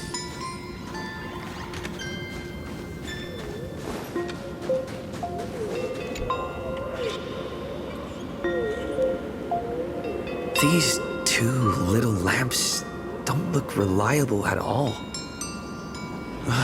Whatever. It's not like I have any other way.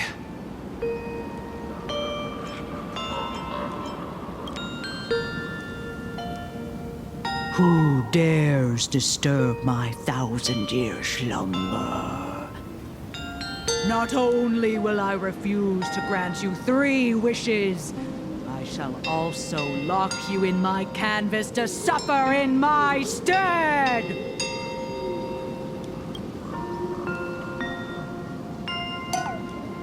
Thanks for the invite. I'm not quite dead yet, but I don't feel alive either.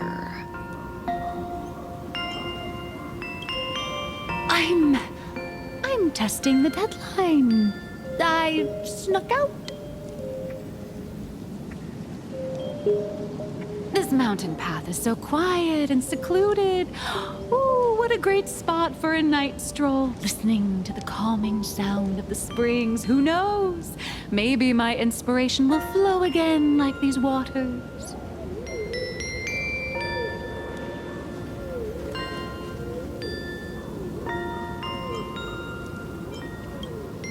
I was hoping to find some inspiration out here. With those 2 goons breathing down my neck, anyone would hit a complete creative block. Look at this old stone statue! Ooh, doesn't it look like Hemicat? I just reached the real versus fake Hemicat arc in my comic. Let me pay my respects. Maybe Graphia will bless me with enlightenment. Miss Colt, when did you sneak out? That was fast! I let my guard down for just 1 second, and corporate asset, I mean Miss Colt, escaped. Now that's scary. No way are you running away and taking our jobs with you. Good thing this kind lady spotted where you were headed. Otherwise, you might have slipped away for real. Let's go. Back to the room to finish your work. Come on, not again! Little raccoon! Help!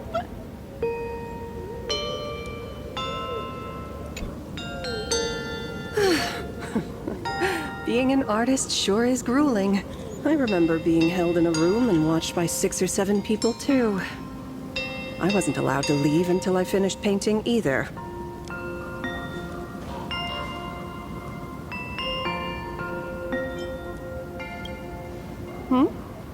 You're asking me? Weren't you the one searching so desperately for me? My name is Murata Graphia, guardian of the world in canvas. It is a pleasure to meet you, nameless of the Astral Express. You're saying... you are Graphia? She really does look a lot like Himiko. Child, you were the one who lit the ground lamps, were you not? If memory serves, that was the secret signal my old friends used to call for me. I simply answered the call, yet you doubt my identity. How strange. Let me think. I believe I know why you've come to find me. The arbitrator of the Phantasmoon Games asked you to tell me that our old enemy, the Demon Lord from Beyond, has returned. Am I correct? Since Ahatopia's in canvassing, Evanesia and I agreed to guard reality and the world in canvas separately, never to meet again. But over the past 1,000 years, I often hoped we might reunite in some way. Who would have thought, when word of her finally reached me again, there'd be no warm greetings, but instead only an impending crisis. You must have many questions.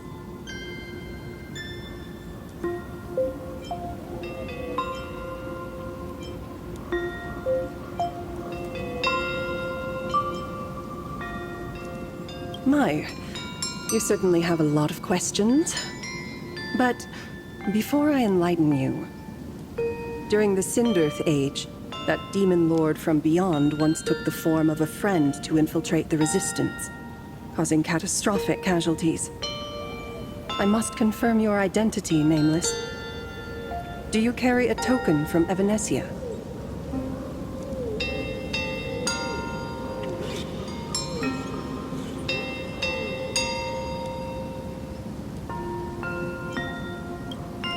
She painted a supplicant's mask for you.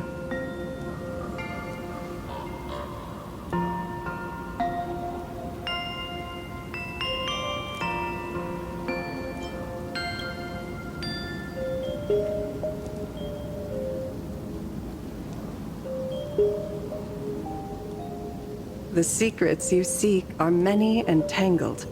Perhaps I should start by telling you a story.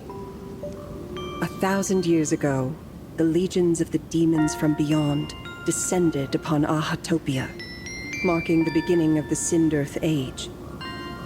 For the destruction, taking a life is easier than brushing aside a feather.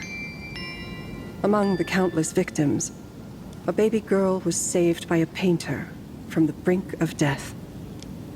He took her in as his daughter and named her Graphia. To protect his daughter, the painter kept her confined to their home.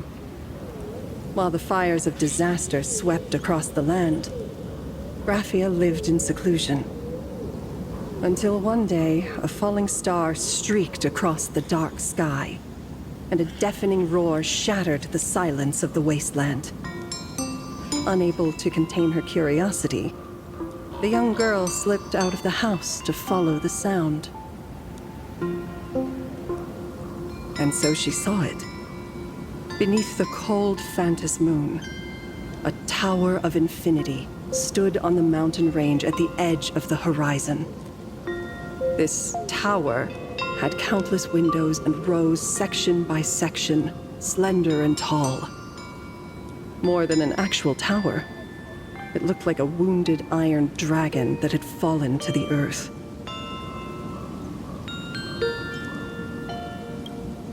Indeed. That tower, which stood only for a moment, was the crashed Astral Express. And Graphia's family name, Murata, came from the wondrous sight she saw. At the time, the wrecked train was surrounded by countless abominable monsters. Amidst these foul enemies, a few warriors in strange attire fought tirelessly. But they fell, one by one, unable to withstand the endless tide of monsters. It was only much later that Graphia understood that those who fought and died for Ahatopia shared a common name. the Nameless, who walked the path of the Trailblaze. That was the day that Graphia stepped into the mortal world. Her life as the mother of Imogenesis began. In a long, drawn-out war, fought at a severe disadvantage. She was forced to seek the aid of the Phantasmoon Games, attempting to use the mighty power of an Aeonic ritual to lock the terrifying demon lord from beyond within a limited battlefield. This was also the first time in the history of the Phantasmoon Games that the 8 supplicants joined forces to confront a powerful enemy from beyond, the Lord Ravager, Basat Pramad. She lost. Graphia did not win the Phantasmoon Games, nor did she manage to kill Asat Pramad.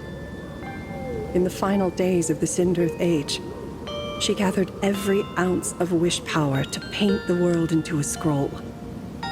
Using herself as a nail to steady the canvas, she sealed the Lord Ravager outside.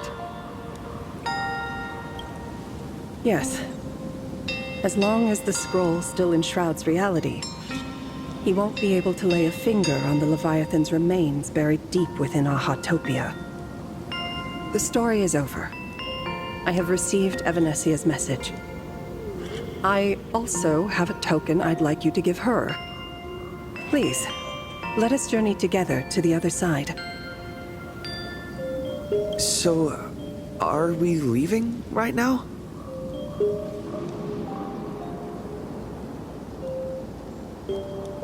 No, there is no need to rush.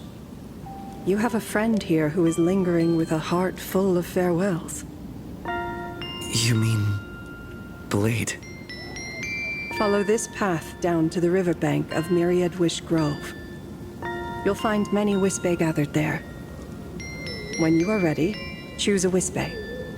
Whisper Graphia's name and your wish to cross over to the other shore. Then release the Wispe into the river. When the time comes, I will bring the ferry to deliver you into the canvas. Graphia vanished. How elusive. Anyway, I should head to the riverbank of Myriad Wishgrove first.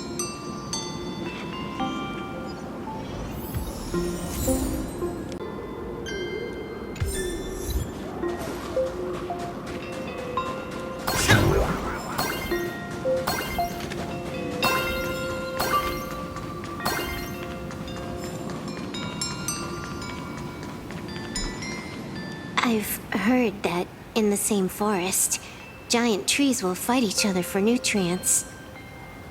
How about this? We just feed Shuhu to that tree in the courtyard. It would save us a long trip. Say something. Didn't know you were a forestry expert. I'm not joking. I'm serious. If the Elwood absorbed another emanator of abundance, it would likely bring about an even greater catastrophe. Right now, there is no other option besides the Veracity Husk. If the abundance grows too strong, the Ambrosial Arbor loses control, and the Arcadia is doomed. If the abundance is too weak, the husk spirals out of control, and the Arcadia is doomed just the same. It's called an Arcadia, but the whole thing is built on a razor's edge. Does that mean the essence of the elation is just dark humor? You're afraid. I'm not. I respect your choice.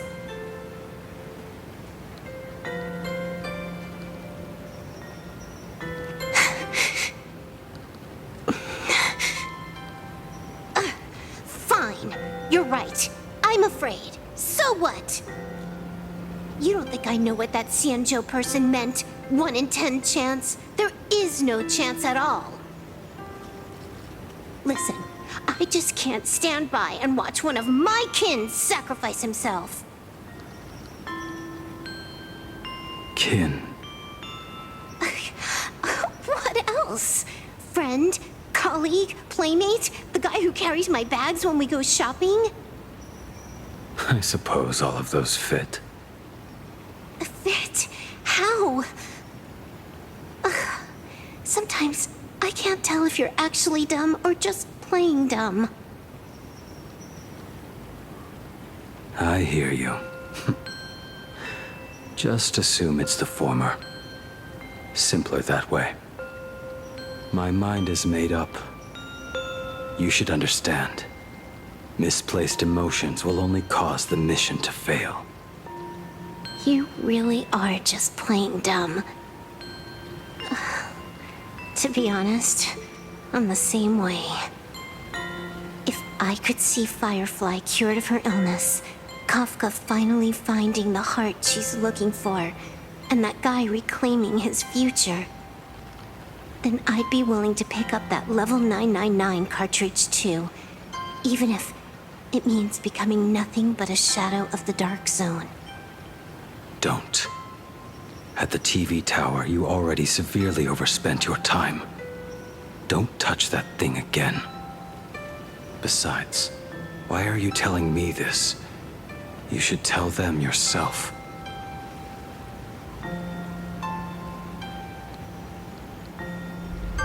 Because just like you, I'm a total, stuck-up softie. Happy now? Feel better? No. Unless you give me a sincere apology and a proper goodbye, we're not settled. Not settled. Is that right? Fair enough. Whether as Ying Xing or as Blade, my journey has reached its end. Before the final verdict, I should say a proper goodbye to my kin. Who's there?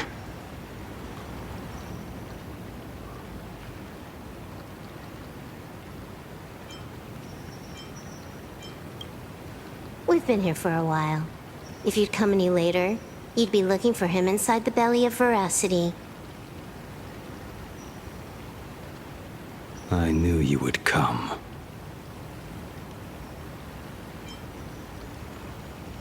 I met the legendary Graphia. She told me a way to enter the world in canvas. If we simply chant her name and release a Wispe into the river, she'll come to ferry us. A legend from 1,000 years ago. And she's actually still alive? It really makes sense. After all, you two are practically the same age. Knowing that gives me a bit more hope that you can actually make it back. Then let's begin.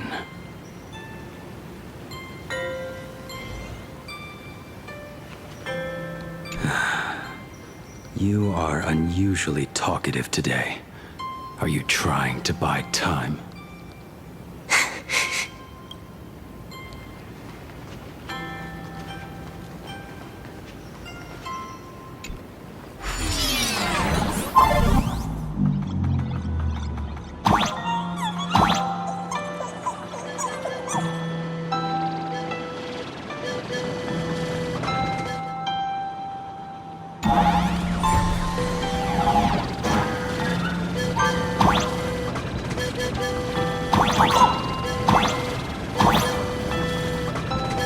Little one, I choose you.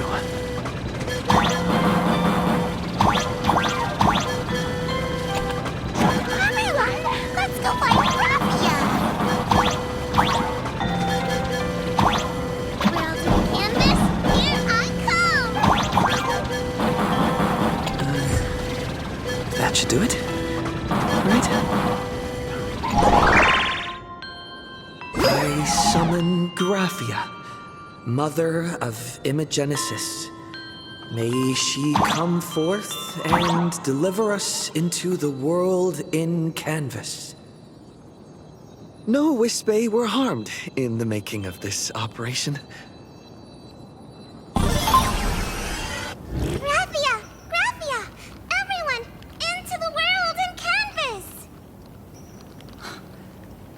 Odd. This time, the visitors actually know of my existence.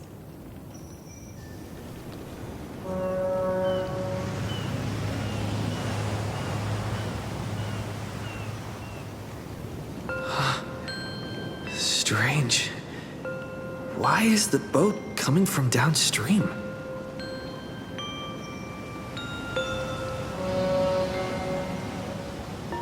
I heard your call, and have come by boat to guide you across.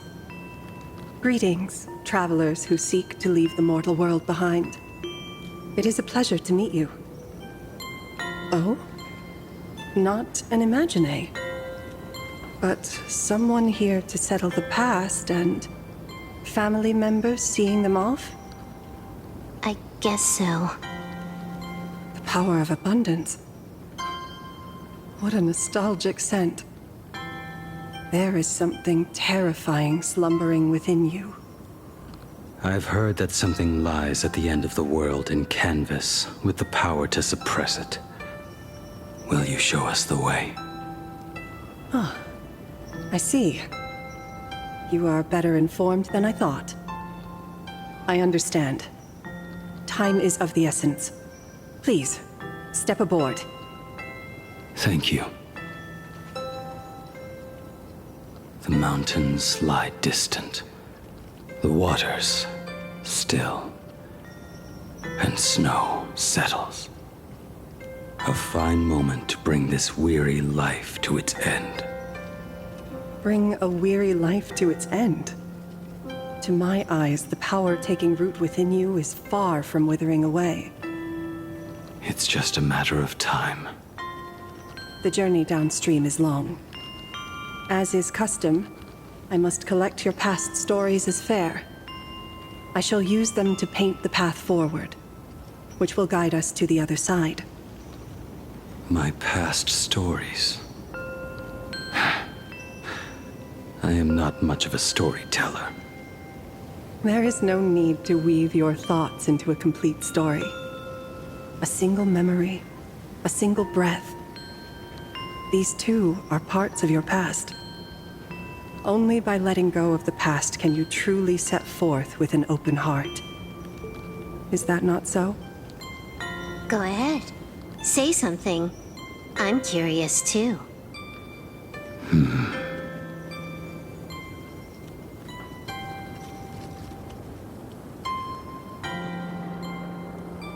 Then, I shall begin with that lone island of Insumosu. It was a desolate wasteland, untouched and forgotten. Desolate, cold, the perfect place to lay the dead to rest. I planted rusted, broken blades in the wasteland as a mark of my departure. Little did I know that even after joining the Stellaron Hunters, I would find myself returning there time and again, bringing along a few new swords with me. Their owners, some of them sought my life, only to fall by my hand. Others simply wished to see me one last time, as their own lives flickered out. I was once a craftsman, and those swords, they were all my own creations. I erased those wordless monuments for my old friends, one by one, until they became a forest of broken blades. And what about me and my sword? When will it finally join them in that forest? I will follow your words with my brush and paint the ideal end.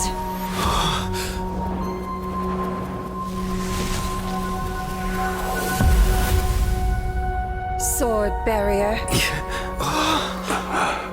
We've reached the shore you've been seeking.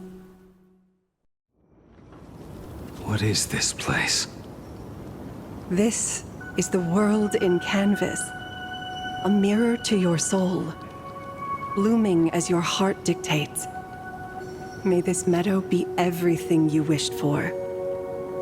Superb artistry. And yet, I thought you would paint the desolation within me instead. Desolation? I saw no desolation in your story. Instead, I found the lingering regrets of a master craftsman. The fire that tempers black steel and shapes 100 blades does not burn upon the forge or anvil. It burns within your heart. That spark within you has yet to fade. It is why this plane has chosen to bloom into flowers. We've got no clue what you two are on about with all this cryptic talk. But you smiled just now, didn't you? No, I didn't. We should go.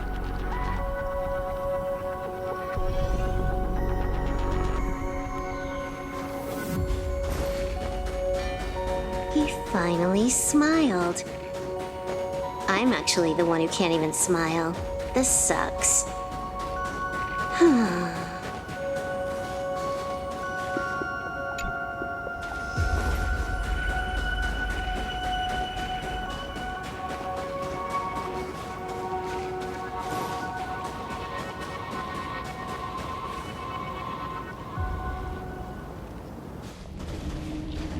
We have reached the end. That blue maw. So, this is it. Correct. Driven by the buried secrets of Ahatopia, you have come seeking liberation.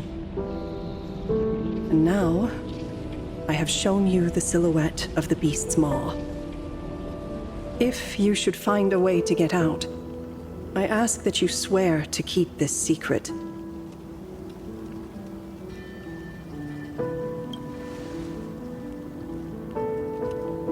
I will keep the secret.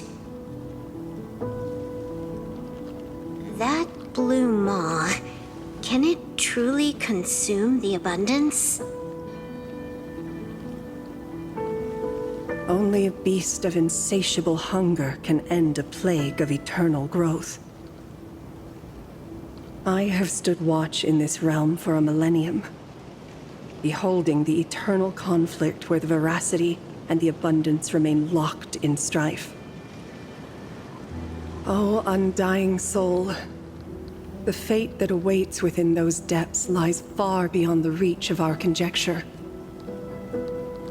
Perhaps you will vanish into nothingness in a mere heartbeat. Or perhaps you will endure a millennium of gnawing, constantly regenerating only to suffer once more, with liberation remaining an elusive dream. Beneath that calm of yours, I can feel an old friend lingering. Agony. This is the price I must bear for becoming one with the canvas. You're telling me if he leaps, he has to stay down there and be torn apart for ages? I'm not okay with this. Yao Guang never said anything about this when we went over the plan. I have lived for nearly a millennium. I stopped wishing for a swift end a long time ago. If the Leviathan does not consume me utterly, then I am still alive. And until that moment comes, I will pin Shuhu to the anvil and swing my hammer once, twice, and again, and again.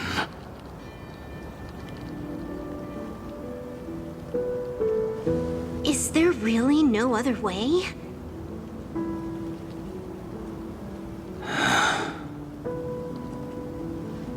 Silverwolf, I was never one for sentiment. I'll only say this. In my past life as a smith, I made it a point to forge something for those friends I found tolerable. But ever since I joined the Stellaron Hunters... Oh, right, I get it. You want me to go back and take apart that box Kafka uses as a footrest, right? You already took it apart? A long time ago.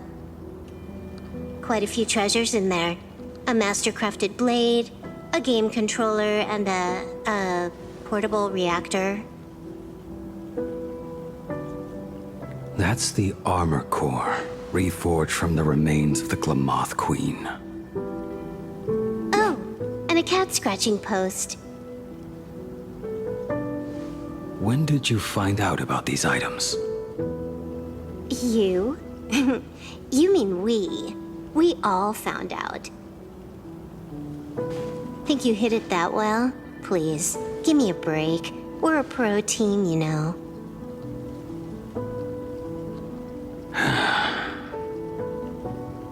Just split it among yourselves.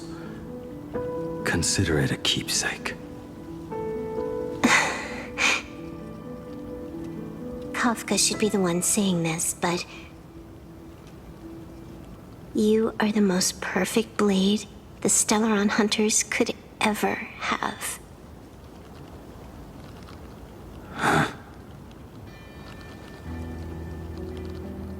Just a broken blade. That is all.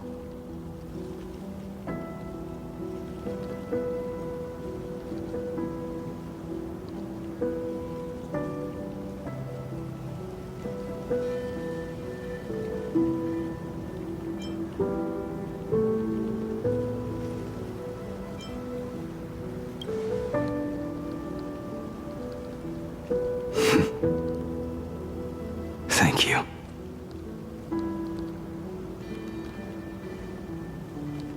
Before you go, you have something to say to him too, right? To me? Don't take offense. It's just a few words. Before joining the Stellaron Hunters, I once lost myself. Unable to see the future, yet unable to reclaim the past. Just like you when you were first reborn. Whether we chose this path, or were forced onto it. Leave no room for regret. And never deny the path you've traveled.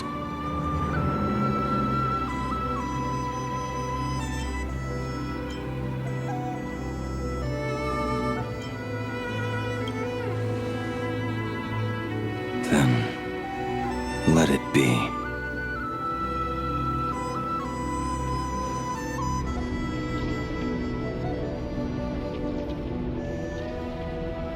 It's time.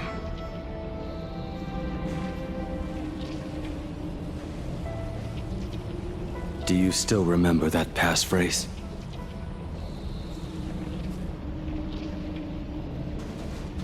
No need to step forward.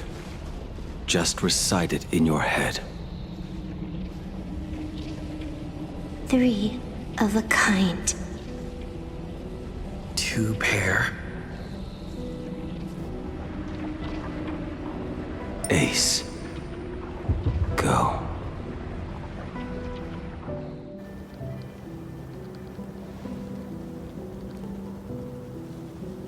Farewell.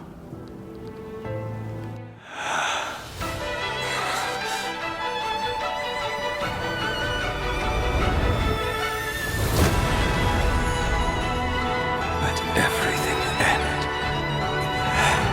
or truly begin.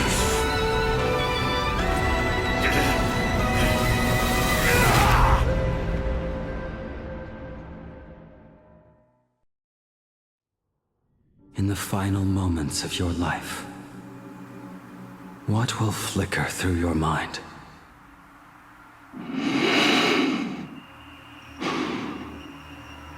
The devouring. Has it begun? How much time has passed?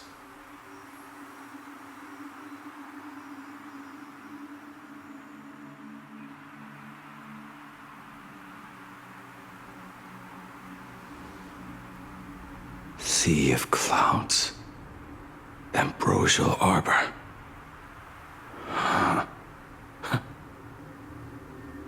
To think that with death so close, this is the scenery my dreams would conjure. My heartbeat. It's barely audible now. Shuhu, are you still alive? Am I still alive? Finally woke up, Yingxing? Master. I am sorry. You have the wrong person. I am not Yingxing. A lad your age, yet your head is more muddled than mine. You're talking nonsense in your sleep, boy. It has been ages since we last met. Tell me, have you let your craft go to waste? Your master wishes to see what you can do. Not a sweet dream of toasts and laughter, nor a nightmare of clashing steel. Instead, it is a dream of returning to the very beginning, to confess my sins before the master who taught me everything. Typical. This is a standard issue sword I forged for the Cloud Knights, back when I first began my training.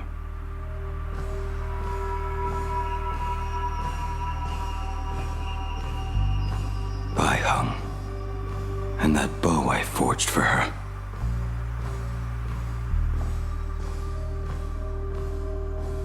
Jing Yuan's Devastator Glaive. The weapon I promised to forge for him all those years ago. The prosthetic arm and sword staff from Mr. La Mancha were works created by my master and me.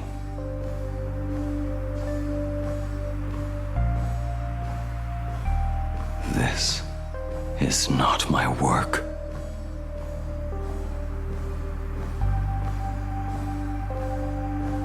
A weapon given by Yingxing to an old friend. Apprentice, come here. Finally. Is the end in sight?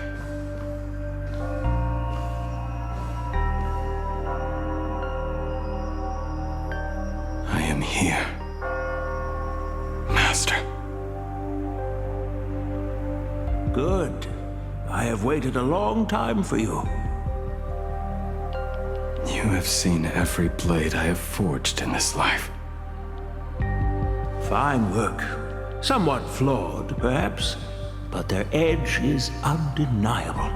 The marks of a true master. Gazing upon the weapons I forged in days past, I can only feel a surge of endless regret. The hammer falls and cannot be undone, yet I have spent my life taking one wrong step after another. I betrayed my friends and broke my oaths. Even with these divine blades, I failed to protect those I held dear. My hands are stained with blood. I loathe the reflection it casts back from my blade. But what weighs heaviest on my soul is the debt I owe you, Master. In this life, I fear I will never have the chance to repay it.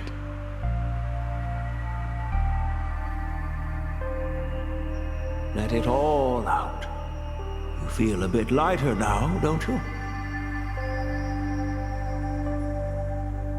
But isn't there one last piece you've yet to show me?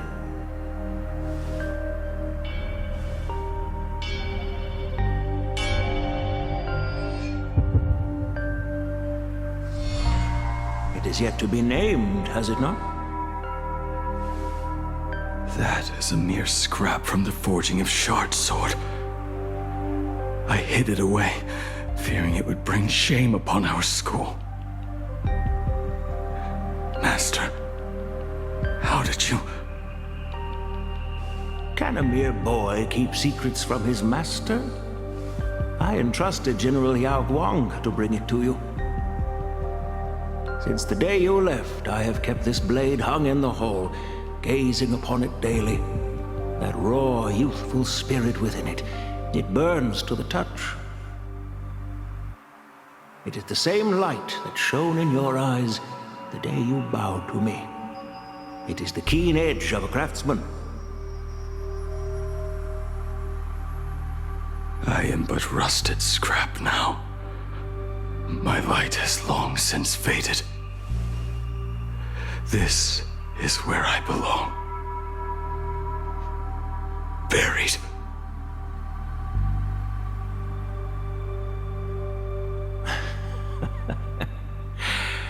Crushed ore, old materials, rusted iron.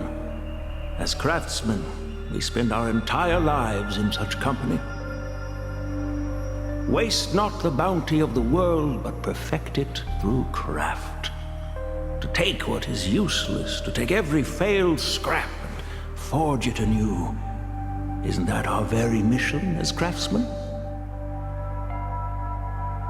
Even for a life that has reached its end. A life built on nothing but mistakes. As it is with the work of a craftsman, so it must be with the life of a craftsman. Do you still remember the question I once asked you? What defines a blade?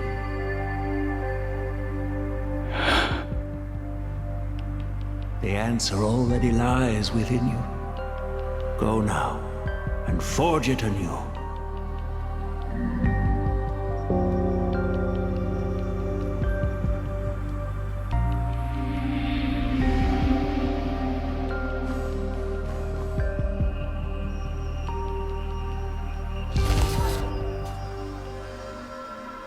Forge it anew. Interesting. Now I wish more than anything that I could just live a bit longer. Ling Qi himself said that back when he was nearing his end. You fought me all this time and leapt into the Leviathan's maw. Nothing more than a bid to drag me down with you. I pity you, truly. For so long as a single soul in this vast world prays for abundance, I shall return to bestow my grace. And now, I have come in answer to your prayer. Within the Leviathan's maw, I shall grant you 1,000 years of agony, as your flesh will be remade, only to be devoured again and again. You shall find no release. Is this not exactly what you call forge it anew? Poor child. You and the Xianzhou citizens are always so short-sighted. Trapped in this waking dream called life, you cling to what is gone and tremble at the thought of being forgotten. Yet when I come to carve through your flesh and awaken your minds, you spurn my beautiful gift. You were once a master craftsman. You should know best about the beauty of shaping. I can grant you the power of reshaping life and death, bringing those those he loved and lost back to life. Let your friends return to this world again and again, giving you the chance to right every single wrong. Righting wrongs. You mean by carving out more walking husks like me? Things that crave an end they can never reach? That is but a fleeting pang, a necessary tempering on the path to eternity. If you persist in spurning this gift, then this maw shall become your prison for all time. Your body will churn for millennia, caught between being digested and reborn. Every inch of your flesh will remember the agony of being ground to pulp, until your very will dissolves into nothing, leaving only a hollow husk that can cry out my name. Are you done talking? Do you truly believe that I am the only prisoner here, Shuhu? You are the one bound most tightly by your chains. For so long as a single soul in this vast world prays for abundance, I shall return to bestow my grace. You are nothing but an echo of them, a slave trapped within your mission of compassion. You mock our obsessions. You are Yao Shu's most pathetic prisoner. Are you trying to provoke me? No. I am pronouncing your sentence. I never dove into this abyss for the sake of a mutual end. I came for forging. As long as you cling to life, you must keep reshaping this body to fight back the gnawing from the veracity. And that struggle is exactly what I want. Let the maw of this eon husk be the furnace. Let our undying flesh be the iron. And let death, 1,000 times over, be the hammer. Right here, I shall forge and recast you again and again. Not to destroy you, but to create a cage that can hold you prisoner for all eternity. And the thorns of this cage shall forever be aimed at that savior who branded you with your mission. Yao Shu. Are you ready to turn your vengeance against your god?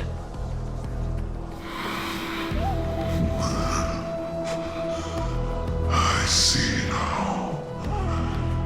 So, this is how you forge it anew. Very well. Let us see how this duel between the condemned unfolds. This forging within the furnace. In the end, which of us shall forge the other into a blade?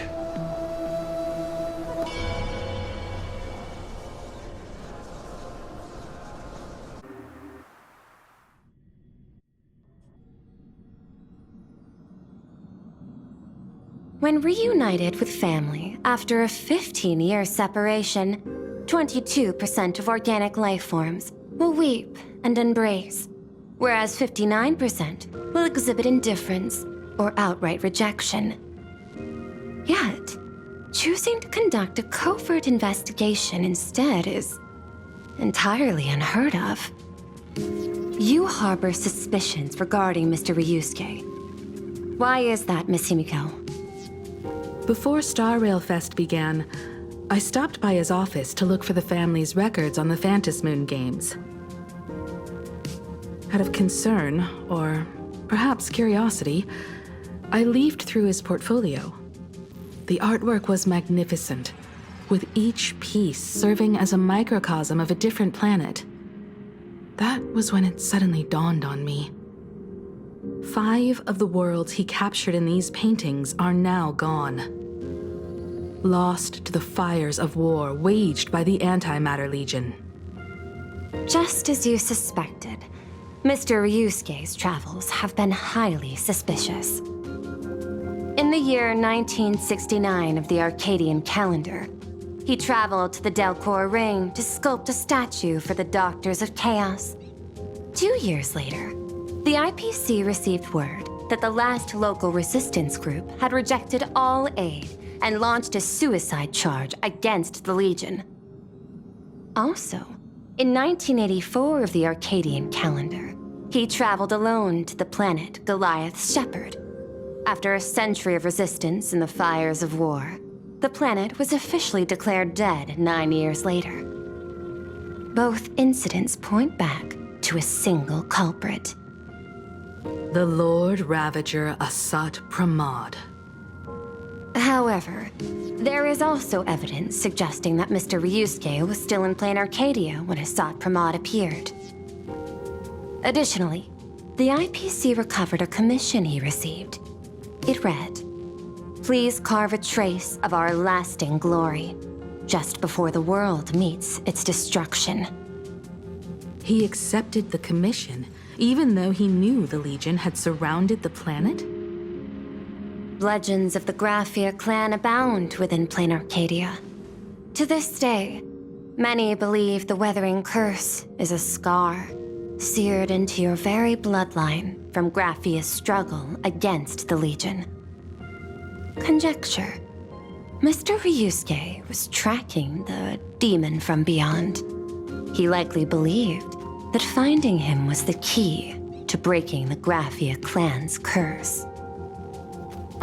Any other conjectures? There is another possibility. Please forgive me if this sounds out of line. There is a 52% probability that Mr. Ryusuke was being used by Asat Pramod. He might have even chosen to work for him. I'll have a word with him. I'll leave it in your hands, Miss Himiko. Dad, do you have a minute to talk? I do. I'm 1000% free for you. What brings on this surprise call for your old man? I was worried you were too busy, so I didn't want to bother you these past few days. That foolish didn't hurt you, did she? Actually, what am I thinking? A mere herald of death is nothing to my Himiko. You probably handled her in no time. And that kid is something else too. I'm telling you, everyone at school is a huge fan of the Astral Express now. 15 years. The blood-stained games are finally over. And this time everyone survived. It's time we sat down and talked. Just as father and daughter. Huh? Am I dreaming? My little girl actually wants to have a real talk with her old man. Well, I don't care if I heard you wrong. I'm taking this to the bank.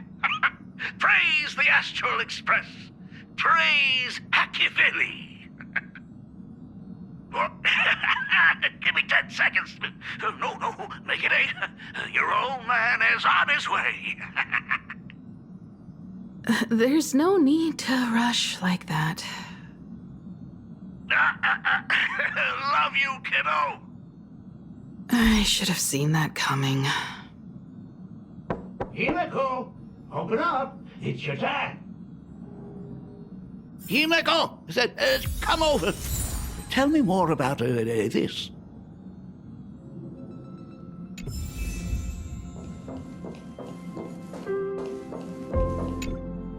I originally planned for us to meet at the school, but since you're already here, let me show you around the Express. Oh, I would love that. I was in such a rush last time. I really want to get a good look at the place where you spent the last 15 years. Who could have imagined it? The thing that connects this nearly infinite universe is not some distant godlike sheephead, but a single express. I have met many artists who dreamed of boarding the Express just to get a closer look at the legacy of trailblazing. So I am curious, how will the great artist Ryusuke evaluate it? Me? Well, I'll give it my all. I was only joking. There's no need to be so serious. There's actually so much interesting stuff on this express.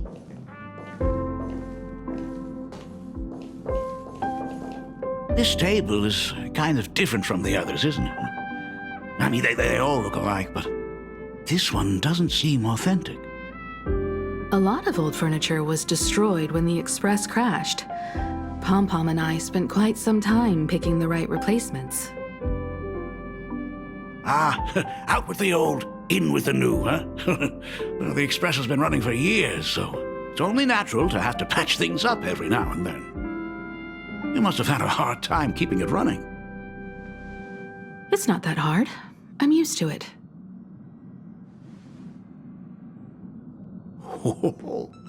Just as I thought. The Astral Express looks amazing inside.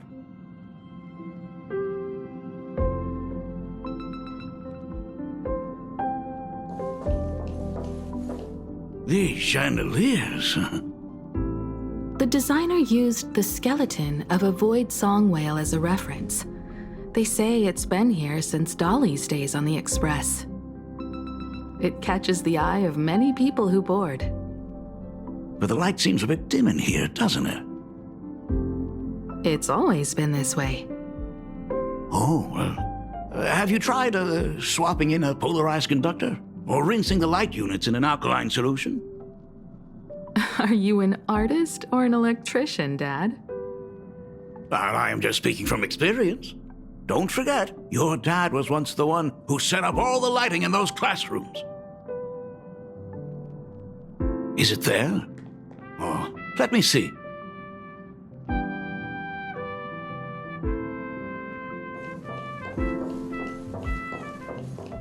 It's bigger on the inside.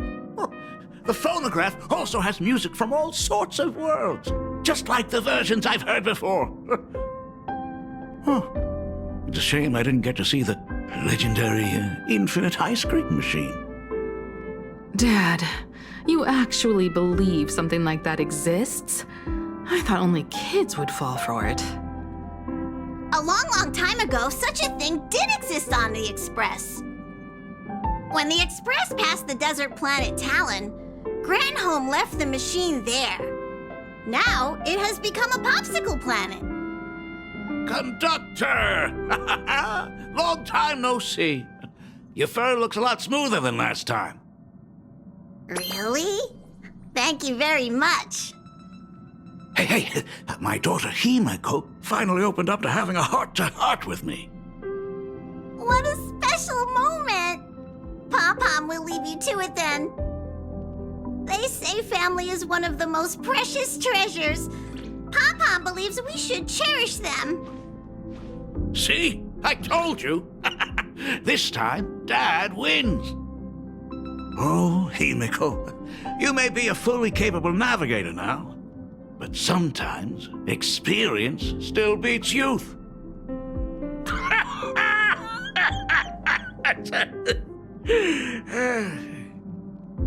Aren't you tired of talking non-stop?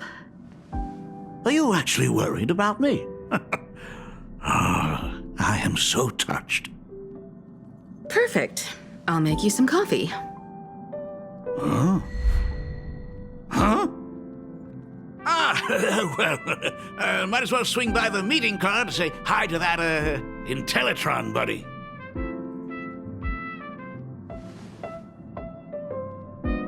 Pom-Pom finds Himeko's father very easygoing.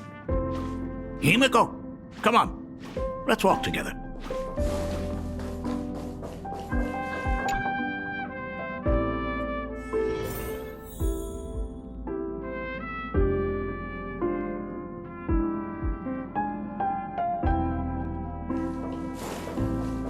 Intellatron party! Rumor has it that the drinks in the World's End Tavern are all brewed from jokes. Since we are in plain Arcadia, any single joke before a drink would be second to none. Since there is only a single joke, it is quite literally second to none. Mr. Ryusuke, the tension detected in your micro-expressions has increased by 33% since our last encounter. Oh, nonsense. Himiko is brewing up a cup of coffee just for me. Is there anything in the world more wonderful than that? A cup of hot coffee right before the end. This must be what they mean by life is short and bitter. Huh. Well, now I see why they call you Shush. Well, since I'm still among the living, let me tell you a joke for a change. A long time ago, there was a truly terrible nameless. They snuck aboard as a passenger, seeking a certain answer. Now one day, they ordered a drink from a service robot on the express and told it a joke.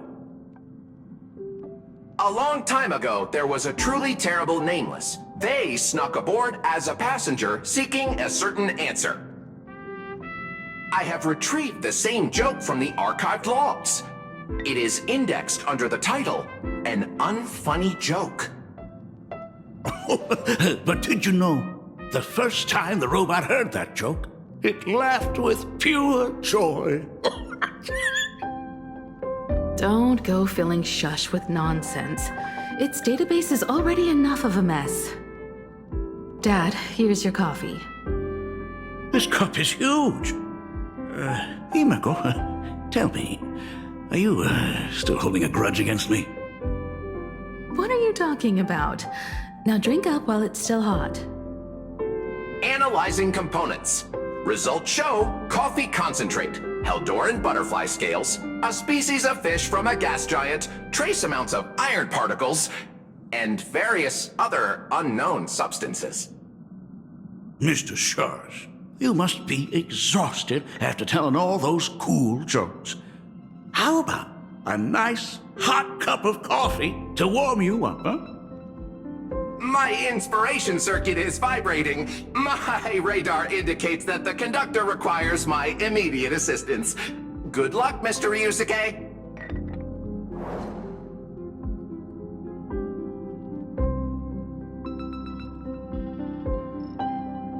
Oh, Himiko, if I do not make it out of here, please deliver my resignation to Miss Dolly. Tell her I will not be coming in tomorrow, which is really no different from any other day.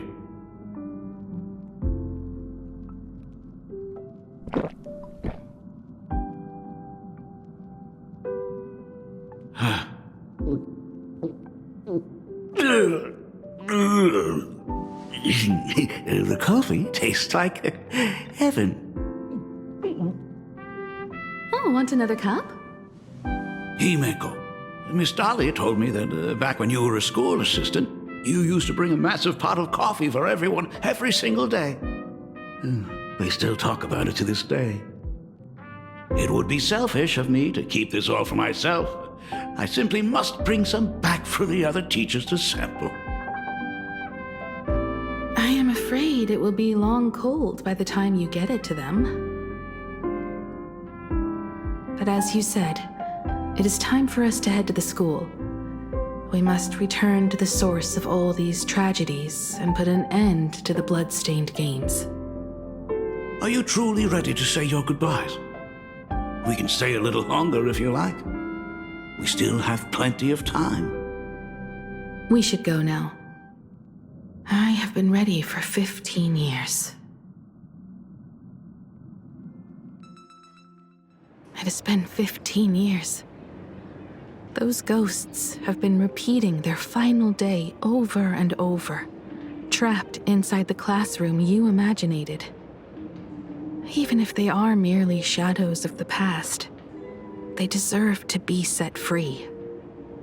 Oh, you're right. Let us use one final goodbye to close the chapter on the Herald of Death incident.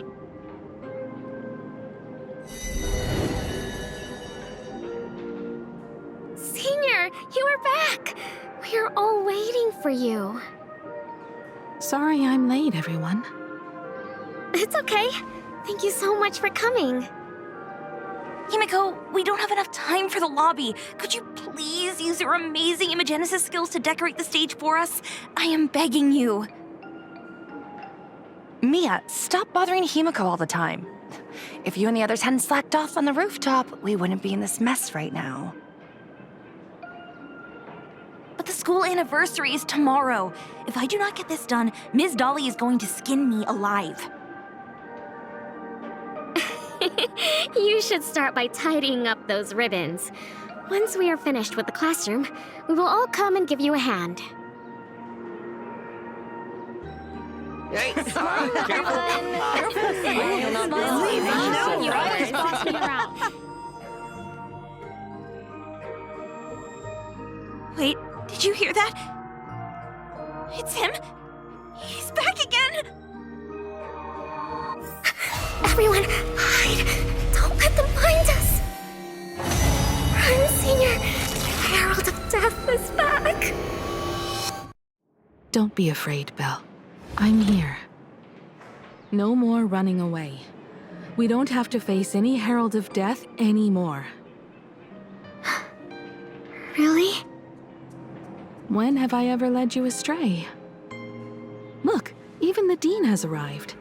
Let us run through the anniversary program one last time. Right now? But we still have so much left to do. The decorations are nowhere near finished. Oh, it is all right. We have plenty of time. This sunset will linger for a very long while. Just long enough for us to finish our celebration. I hereby declare that the Graphia Academy anniversary and the graduation ceremony of 1984 has officially begun. Since the other grades are not with us today, we shall keep the proceedings simple. According to our school motto, every student must truly understand their purpose before they depart from these grounds. Students, have you all discovered who you wish to become? Why so serious? It's only a rehearsal. Well, in that case, I'm going to be an artist. And not just any artist. I will be even better than you, Senior. I plan to study at the Intelligentsia Guild. I want to learn how to create even more interesting imaginae. I want to study cinematography and become a director. I want to capture every single moment of happiness in the Arcadia. I hope that in 10 or even 20 years, you will all still hold these dreams close to your hearts. And now, please welcome our distinguished graduate representative, Himiko, to the stage to offer her final blessing to the graduating class. Our senior is doing this? That doesn't happen a lot. Himiko? Are you nervous? Relax. Give us a smile. I do not know what to say on an occasion like this. All I know is that this is a comfort the living leave for themselves. But take that step forward. Go and embrace tomorrow. Become someone that the person you are today would be proud of. Congratulations to the class of 1984. Senior, don't miss us too much. Himiko, see you around. Himiko, what's with the sad face? It's not like we'll never see each other again. Farewell. Belle. Full Wish. Mia. Safe travels, everyone.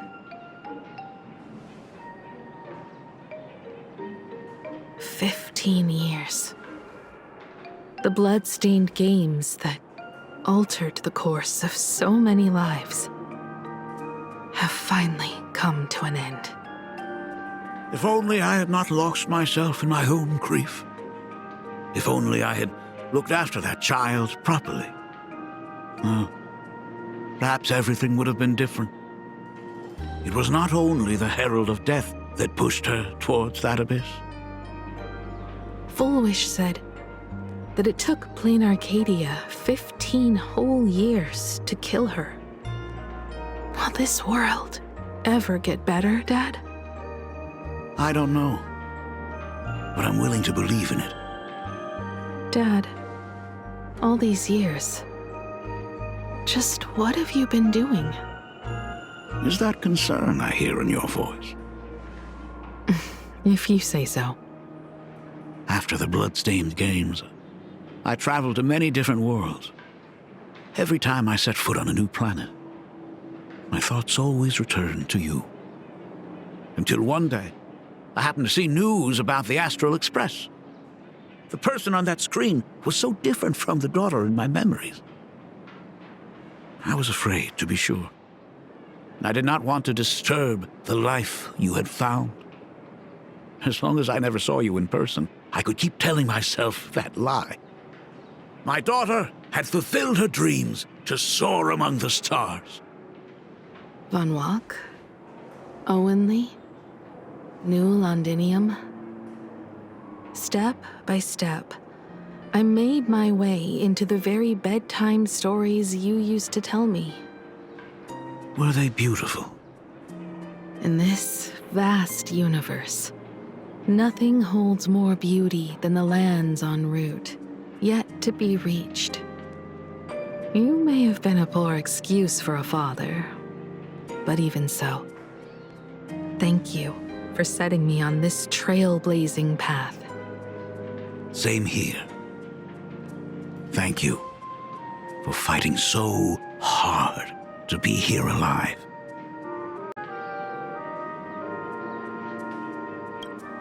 It's still early, huh? Let's have a walk around the campus. I have something very important to tell you. But it can wait. Something very important? No. Give me just a moment to gather my thoughts.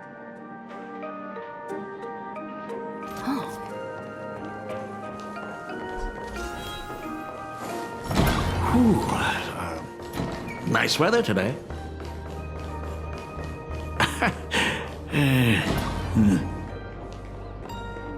Let's go downstairs. Oh my God, it's her! Oh my gosh, I'm such a huge fan of yours! Oh, go on. Senior Himiko! Oh wow, she actually looked at me!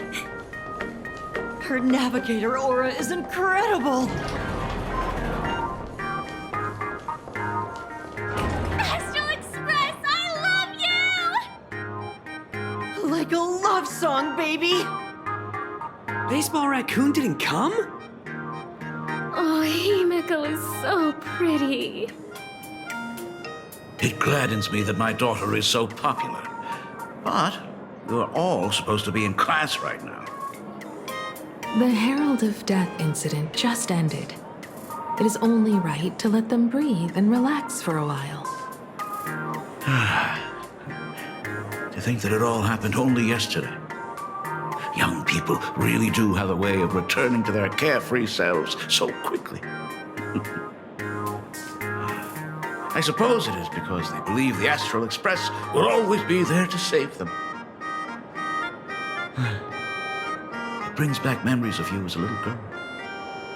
Whenever you heard someone mention the universe, the light in your eyes would outshine even the brightest supernova. That is true. The very first Imagine I ever brought to life was modeled after the rocket atop the Phantom Moon's head. That little fellow had quite a temper. It was so determined to fly higher and higher To this day, I still wonder if it ever truly reached the moon. Dad, do you still remember it? How could I ever forget? That thing came crashing down and poked a hole right through Miss Seadrake's tail. I had to take you to apologize in person. I ended up redrawing the tail myself to make it right. These days, I wouldn't be able to handle that kind of trouble anymore. My poor old back wouldn't allow it. Now that I am free from the weathering curse, you don't have to spend your life wandering the stars anymore. Why don't you just settle down here? I just can't face the thought of coming back to nothing but an empty home again. Don't worry. I'm not going anywhere.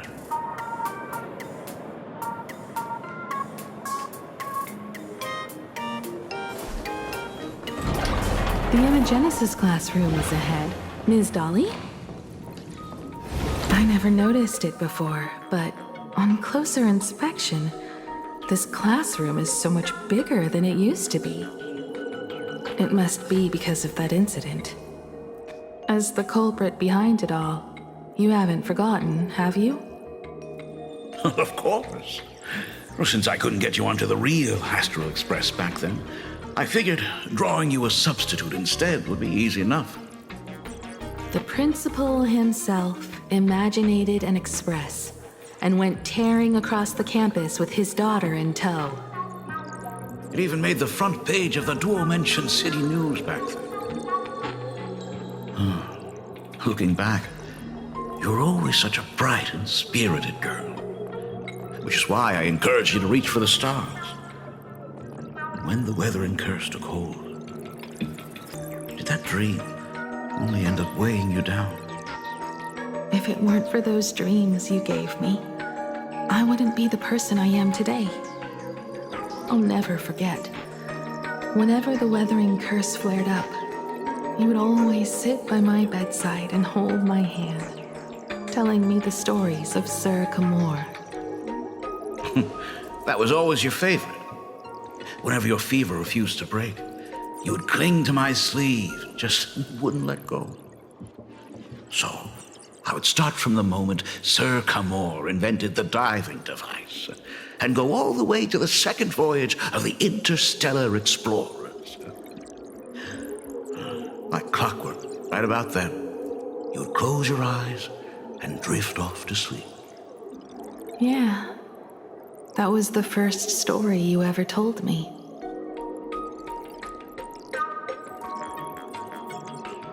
And the very story that helped me make up my mind. Even if I could never leave this place, if fixing the Express meant sending just one soul to the stars, that would be enough for me.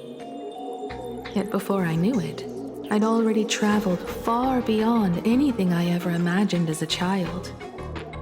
I think I understand how you felt back then. Perhaps one day, I'll set down my duties as the navigator and come back to this place too. What about the Astral Express? A crew of the most incredible nameless will keep the Express sailing on. Like a teacher watching their student, or a father his daughter. I understand that feeling. Then your dad will always be here at home waiting for you. So, what is this important thing you need to tell me about? Yeah. That important thing. Dad, are you hiding something from me? I knew I couldn't hide it for long, Himiko. I am sick. What? This isn't the right place for this discussion. Let's go to my office.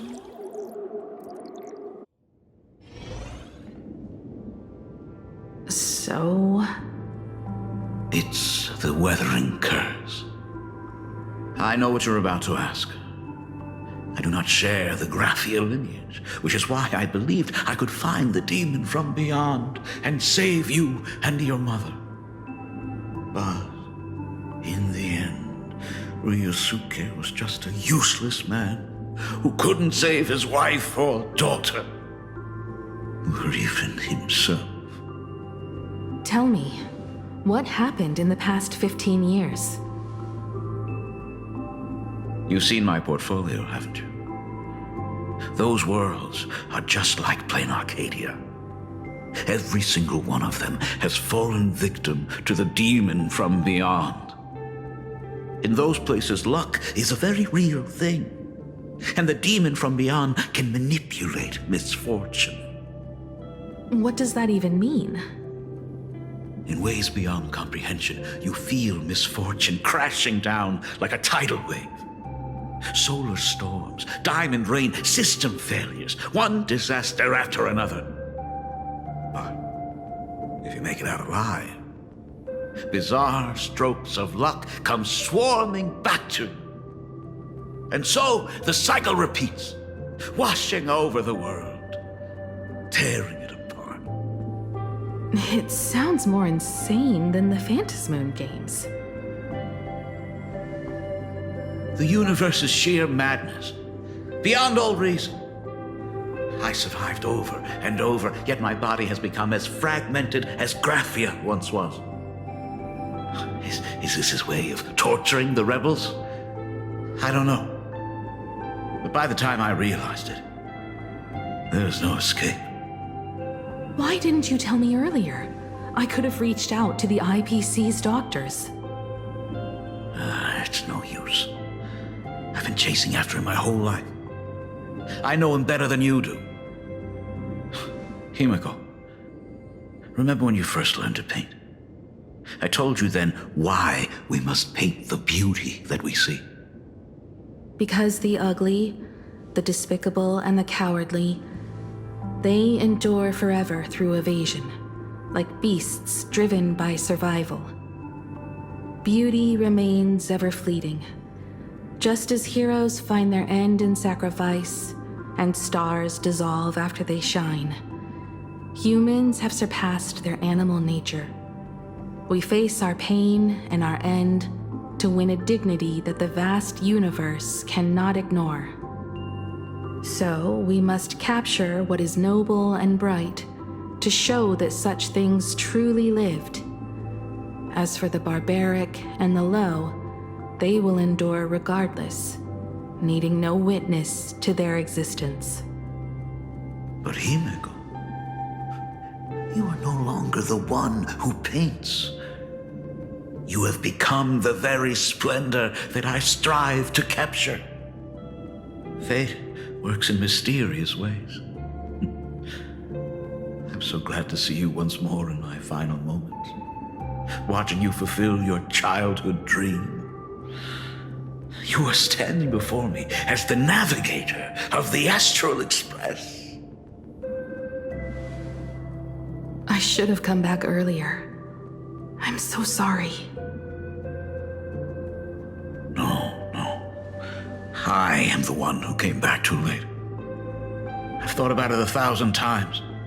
On that final night of the Bloodstained Games, if only someone had been there to sit by your side.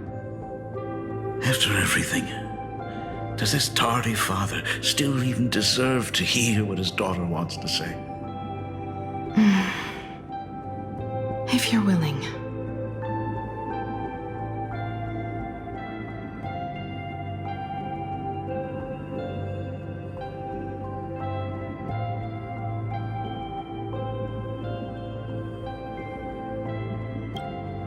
Thank you, Akiveli.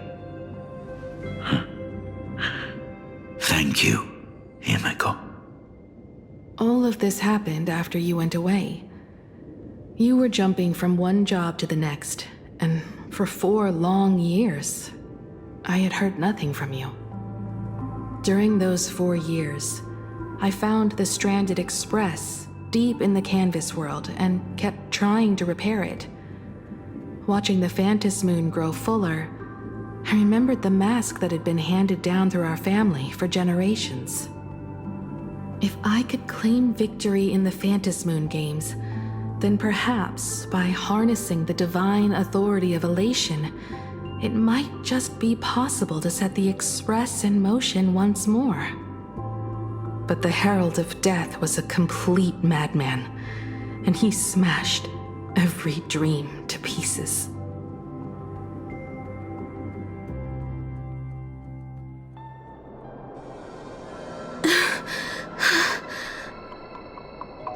These bloodstains. The Herald of Death is heading to Dovebrook. He's already killed so many people. When will it be enough? Himiko, are you afraid? You're asking if I'm afraid? Of course I am. After seeing all that carnage along the way. Belle, Mia, everyone was splattered everywhere. Like spray paint. Twisted and crushed. They watched themselves turn into... while they were still alive. But Himiko, I'm here for you. I'm okay. I'm fine. If I don't stop him right here and win the Phantasmoon Games, there will be no tomorrow for anyone, let alone a new journey for the Astral Express. And someone needs to avenge those students at the Academy. That is not your responsibility. If you are afraid, let me handle it. I know hunting down the Herald of Death isn't my responsibility. If I turn around and walk away, no one will blame me. But I am already here. I can't let him get away. Yeah, I'm not really scared anymore. Really. Warning, rogue supplicant has entered The suppression squad sent by the Department of Aberration Defense. They're all gone. Completely wiped out. He struggled through the pain as the Herald of Death dragged and smeared them across the ground. But these stains... Is he really so far gone that he's using himself as paint? Even so, he still managed to break through the blockade ahead. That's terrifying. To take down a monster like him, you need a single perfect strike. Overwhelm him before he can even react. I think I've got it. But first, I need to buy some time. Let me handle that for you. All right, but buying time is easier said than done. It's too narrow here. We need more room. The best bet is to pin the Herald down on that bridge. I'll take all the wish power I've gathered since the Phantasmoon became full, and use it as fuel to paint it into existence. The sheer destructive force unleashed from creating a massive object will break him and leave him completely incapacitated. But by doing this, even if we defeat him, you would be giving up any hope of winning the Phantasmoon Games. Yeah. By burning all the wish power, I will be forfeiting my victory. But even if I did win the games and restart the Express, what would happen to this city? To my friends, my teachers, and everyone else? Where would they have left to go? To set the Express in motion with Aha's power, while standing by as innocent people are slaughtered by monsters? To soar into the stars while turning a deaf ear to the screams on the ground? Someone who does that has no right to call themselves a nameless. I knew I should have stuffed an orbital cannon or a molecular saw into the case, using that bigger on the inside Trailblaze tech, just like the Astral Express. Remember that for the future, then. Right. When this is all over, I will have to give it a try. Another body. Black Birch. Guess he was after the Herald as well. Black Birch, the masked fool? The one who turned Gotham City upside down not long ago? Only 2 supplicants are left in the games now. In other words, we are the last hope for victory over him. Just like those legends I grew up with. A hero confronting a monster to protect everyone. Now that responsibility falls to me. I will take him down. After that, I will repair the Express myself and see it fly over the horizon and break out of the atmosphere. What a beautiful sight that will be. Then consider this the first world to be saved before the journey on the Express begins. The very first stop, then? It'll certainly be quite memorable. The stench.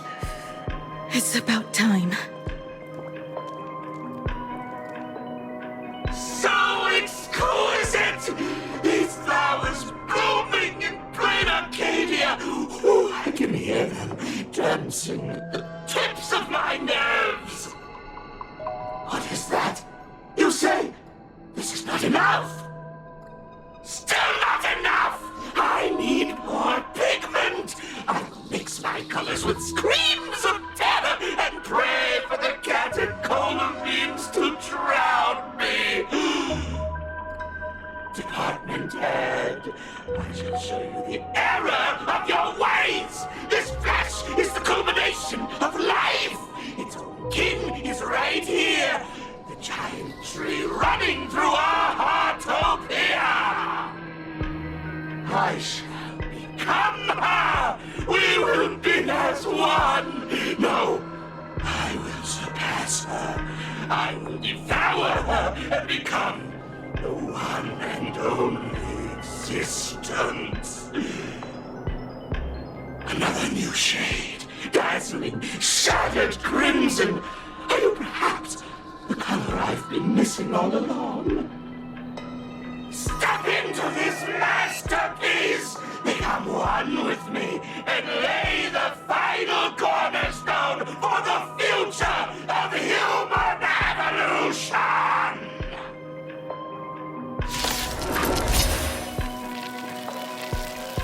Stop right there. So, you actually conquered the Herald of Death and set the Astral Express in motion once more at the end of the blood-stained games.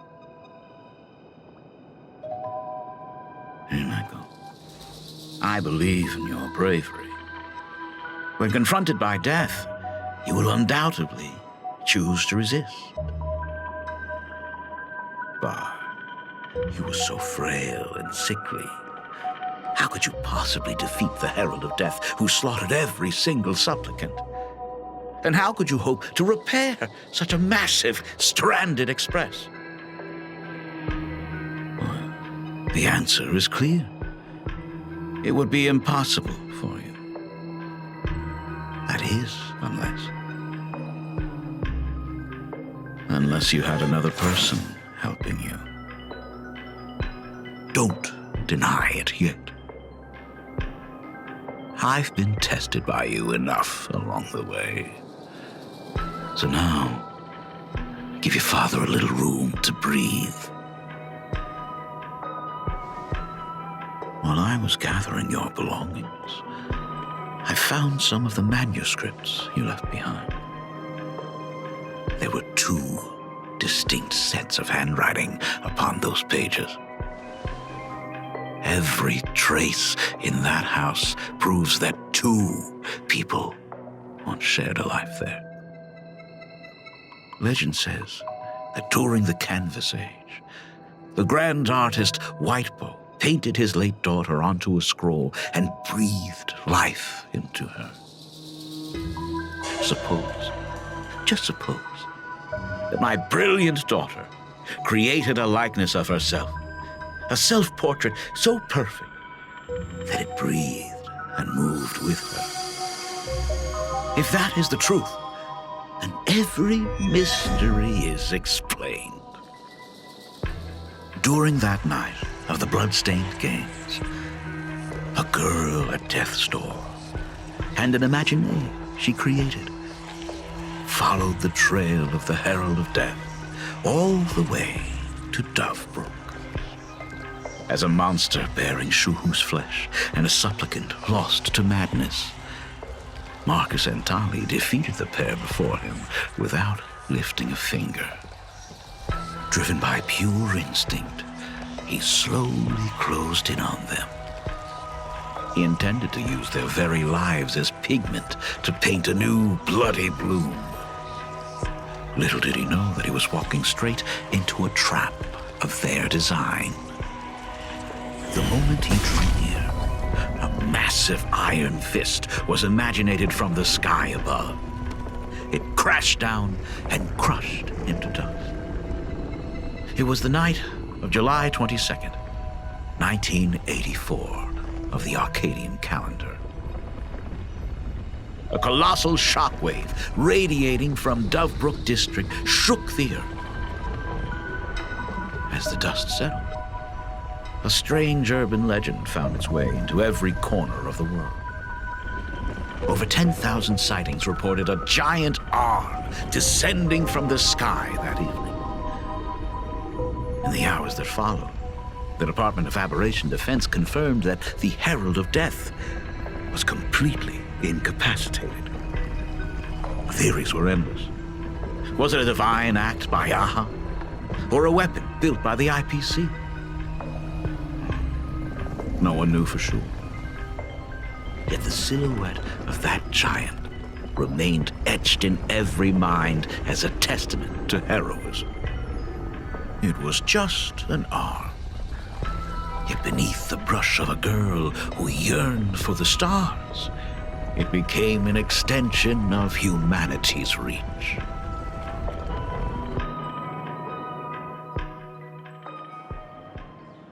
The girl achieved her dream, and the stars set sail once more.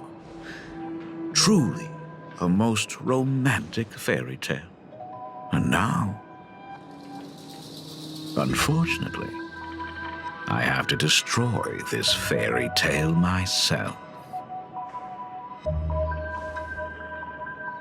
You don't believe me? I have no idea who you truly are. But that little girl who longed for trailblazing, my frail and sickly daughter. From the very beginning, Himeko never left Plain Arcadia. That is not something you should joke about. You know better than I do whether I'm joking or not. By the way, things outside aren't looking good. The Arcadia is drowning in problems. Is it really wise to stay here instead of helping the younger crew members? Those kids are all grown up now. They can handle their mission. And as for myself, I am staying right here to deal with the biggest problem of all.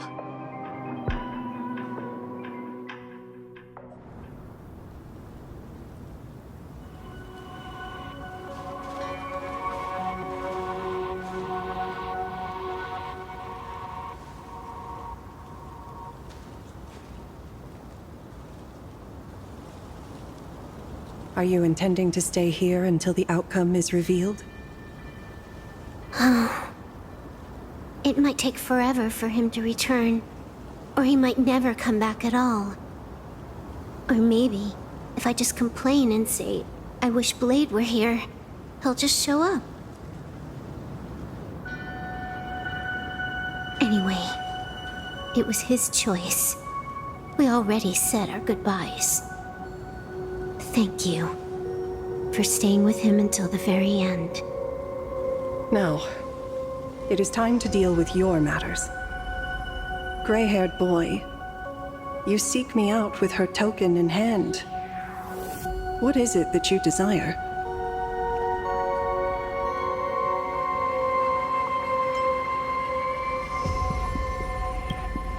I don't quite follow. Our first meeting was just before we took the boat here. I only answered the call of wish power because of that mask. The one painted by Evanesia. Without it, I would not be here. So, who is this me you speak of? Me, of course. Not you again. A meanie will always be a meanie.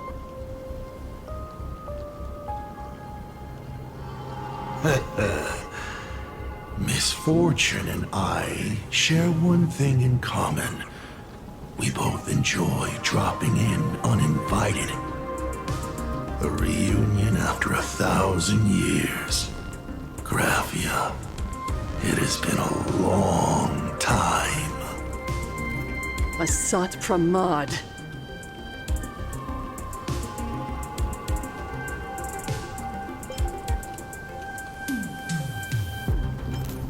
Back at Ingford Hermitage, what you heard was only half the story. 1,000 years ago, amidst the ruins of Ahatopia, I found a baby girl on the verge of death. Her cold, lifeless body reminded me of the legend of Elation. Aha heard an infant cry and burst into laughter. Too bad I never did get the joke. So I came up with a much better one. I infused that child with the power of destruction, giving her the rebirth of a Void Ranger. I taught her to paint her monstrous beasts using the life of the veracity as pigment, all to carry out the Legion's divine will. Graphia, your name was your commission, to paint the world and carve a trace of our lasting glory just before the world meets its destruction. You were doing so well, right up until you saw that express crash. It gave you ideas, Graphia. Unrealistic, foolish ideas. Since that day, I have had nothing to do with you or your destruction. Your failure began the moment you tried to destroy the Express. All you did was turn the spirit of the Nameless into a rallying cry for rebellion. I took the power you forced upon me and used it to save the innocent. You commanded me to record the end of worlds, but instead, I created a sanctuary. So, you think putting on a human mask makes you one of the Trailblazers? How amusing.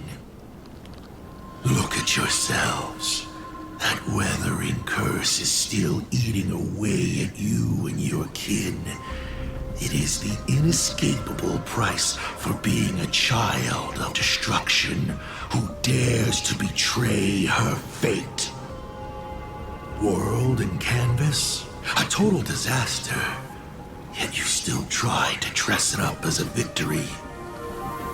Do you know why I haven't spared Ahatopia a single glance for an entire millennium? Because you bore me.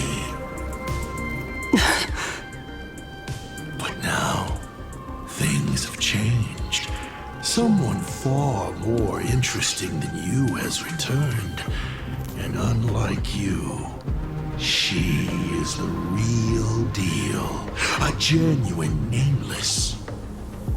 That is why I have returned. Simply to tell you all this.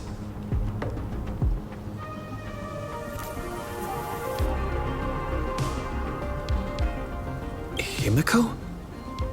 I've had my fill of this drama. Now, I'm dying to see how your face handles my fist. For 1,000 years, I have painted them over and over again. Every innocent life you extinguished during the Sind Earth Age. Tell me, Asat Pramad, are you prepared to face their fury? I have more important things to do than linger here.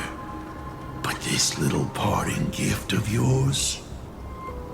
Why not let them have a taste instead? Come forth. Demonstrate your defiance.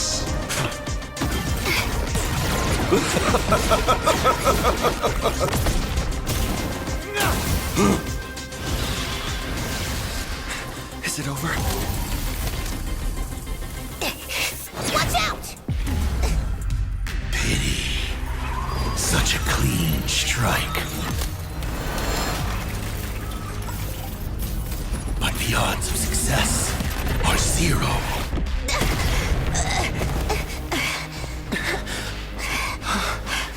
The restraint check failed?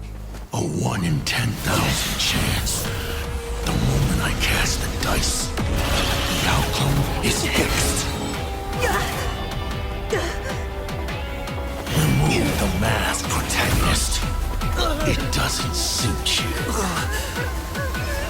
As for you, your end is decided. Farewell. Sorry. I have failed. Minions of destruction! I will drive you all from this world! We must force her back to her senses. Turn, vengeful spirits! Do we have to go full force? Of course not. That is exactly what that meanie wants. Wiped him out. All martial arts are mine to command! It's all for the thrill. That's all the spark you got? This next round, real gaming! One of the...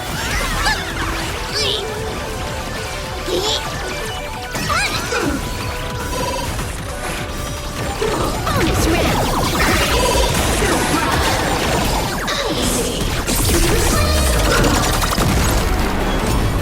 Devour offspring!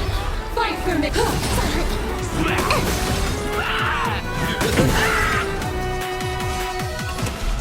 Mountains roar, dragons soaring above the lands. This is permanent! Trailblazer! Bonus round!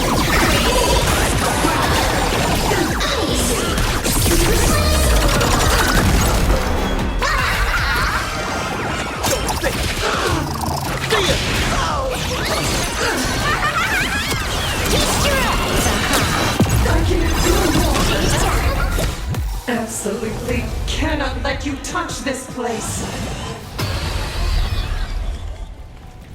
Depart once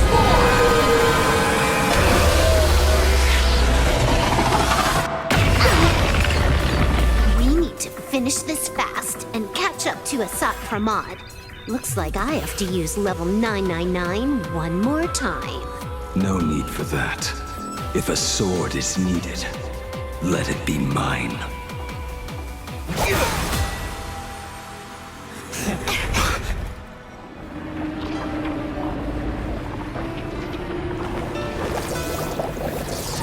Have you thought it through? What defines a blade?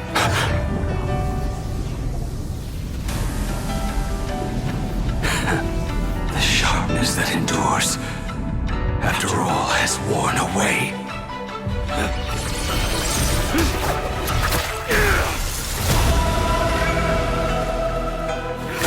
I shall take veracity as my forge, and abundance as my iron.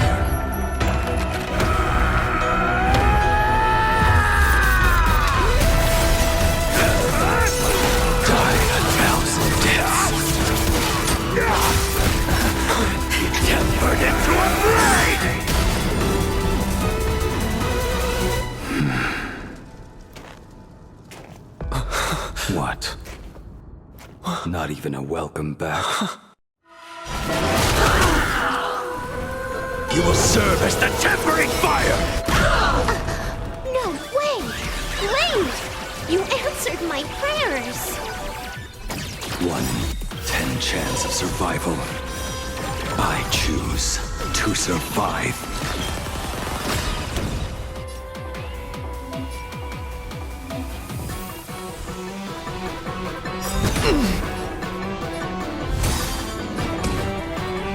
You will serve as the tempering fire! I can't do it more! Trailblazer! It's nothing! Your moment to shine! All eyes are on you! This is Honkai! Bonus round!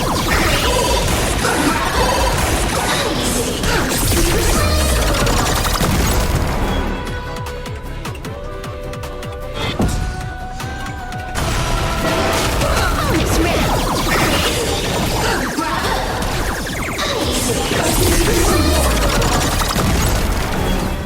Let greed devour all! What happened to her? This is Asad Pramad's handiwork. We have to bring her to her senses first.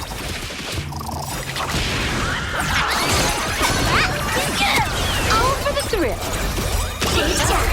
You will serve as the tempering fire! Game time!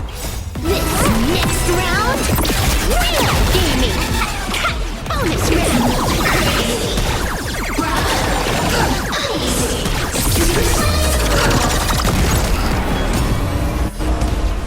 Elation hilarious! I can't do it! Let blood be hate!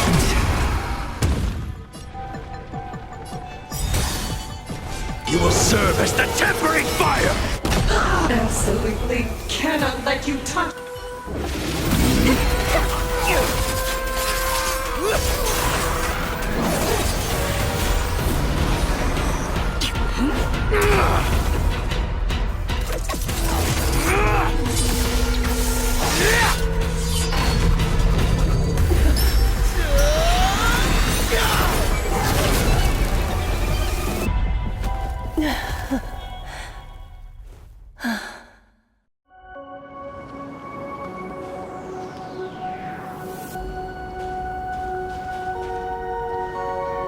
I hope I am not too late. Are you kidding? Your timing is impeccable, Blady. But isn't this a bit much? How did you even change outfits? What happened down there? I used the Leviathan's maw to imprison Shuho. But that doesn't matter. What matters is that you made it out alive and got the job done. Not yet. I have made a decision. This time, I will stay and become a supplicant. I am joining the Phantas Moon Games. What? You're going to stay here and poke your nose into this world's business, too? Let us settle this first. Are you okay? Thank you. All of you.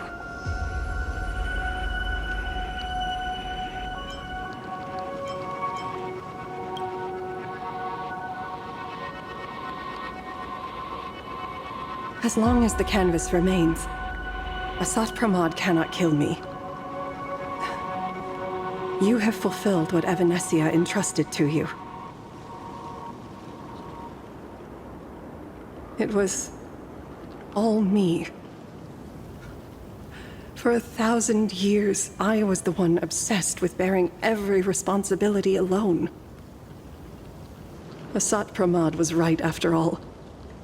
I have been a ghost of 1,000 years past, arrogant enough to think my seal over the world and canvas was unbreakable. I really believed that accumulated wish power would be enough to strike him down when he returned. We are up against the same nightmare that survived a whole Cinder Earth age. The same monster that an entire era could not even overcome. Just how did he even sneak into the world in Canvas? The first time I stepped into Inkford Hermitage, a strange whisper tried to latch onto me, but it didn't succeed.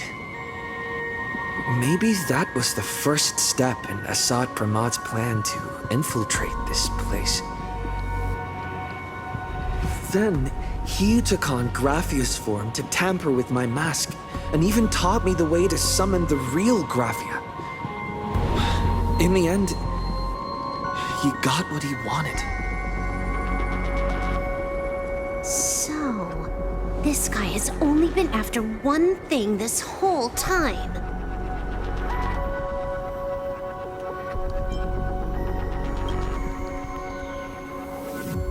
And to awaken the husk of the veracity, we need to leave this place as soon as possible. The giant maw that swallowed me is starting to stir. But he mentioned he had something more important to do. What is that even supposed to mean? He has so much on his plate, no way he can split himself into pieces and handle everything at once, right?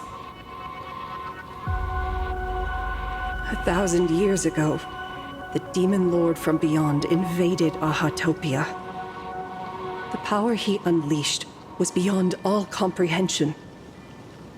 He could appear in places thousands of miles apart at the exact same time, as if he possessed countless incarnations. What? He said he was meeting a genuine nameless. Himiko! She's in trouble!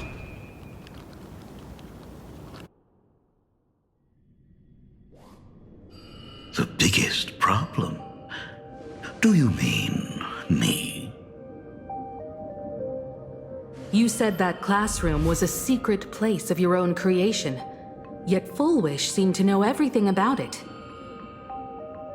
You are far too familiar with the Express, yet there is no way my father could have ever set foot on it. And another thing, when we first met up earlier, you said it had been 15 years. But my father clearly left much earlier than that. Your story is riddled with holes. Or rather, you never even intended to pretend. You are the only person I can never seem to lie to. And about that last point, it was just a slip of the tongue. Stop this pathetic act. You are not him. You who dare to impersonate my father, show your true self. It seems our pleasant little father-daughter chat has come to an end. Buying time, keeping me pinned down. Oh, you played your part well along the way. If I proved to be more dangerous than anticipated, you would be right there to shield your companions. But, Navigator, you still overlooked one possibility. The most fatal one of all. Why don't you try to guess at what exact point did I take Ryosuke's place?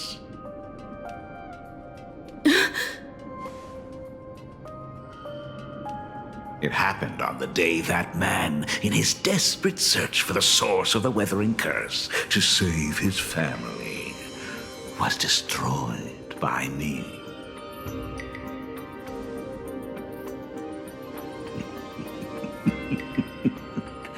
That year, Himeko was 6. At her mother's funeral, she met her father for the first time. You are lying. I have told you only one lie in all these years, my dear daughter. Nice to meet you. I'm your father, Ryosuke.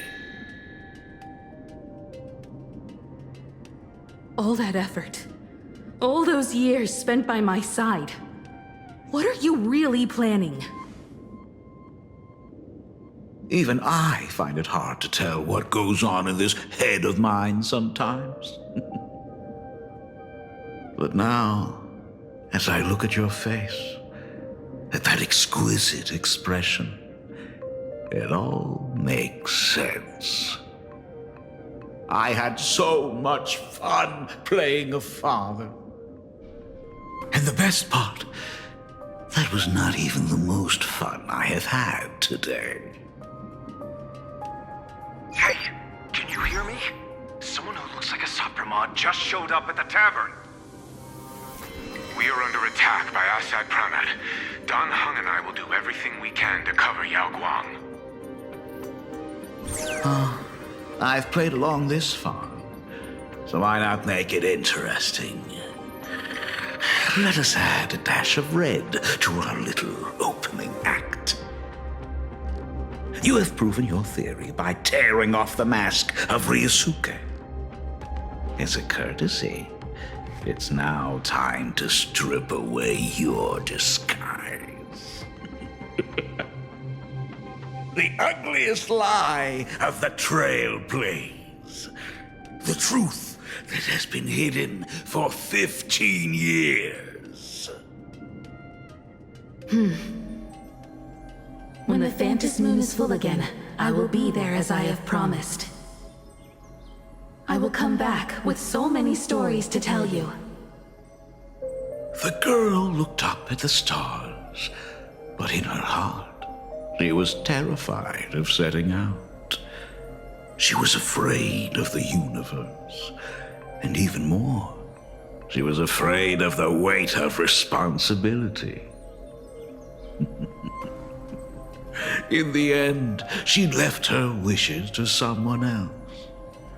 As for her, she chose to lie in a grave and stay in the Arcadia forever. Ryosuke's daughter, Himeko, is long dead. When she saw how vast the stars really were, she ran away.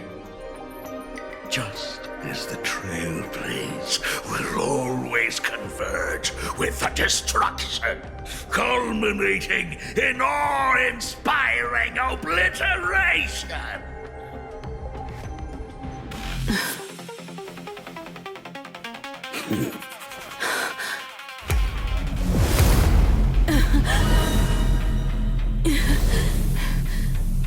So, you really are a fake.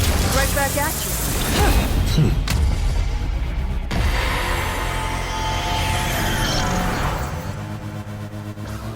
O denizens of this Arcadia, lost in its splendor, once I beheld the Astral Express rise again towards the stars.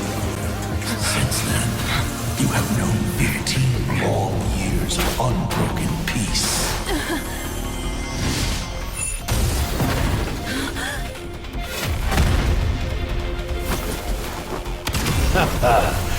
It's been a while, old friend.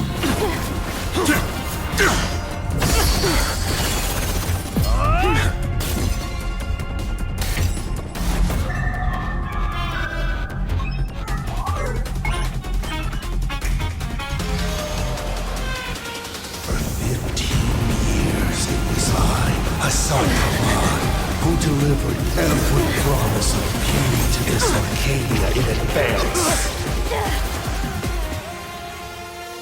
Now, please indulge in these long overdue surprises.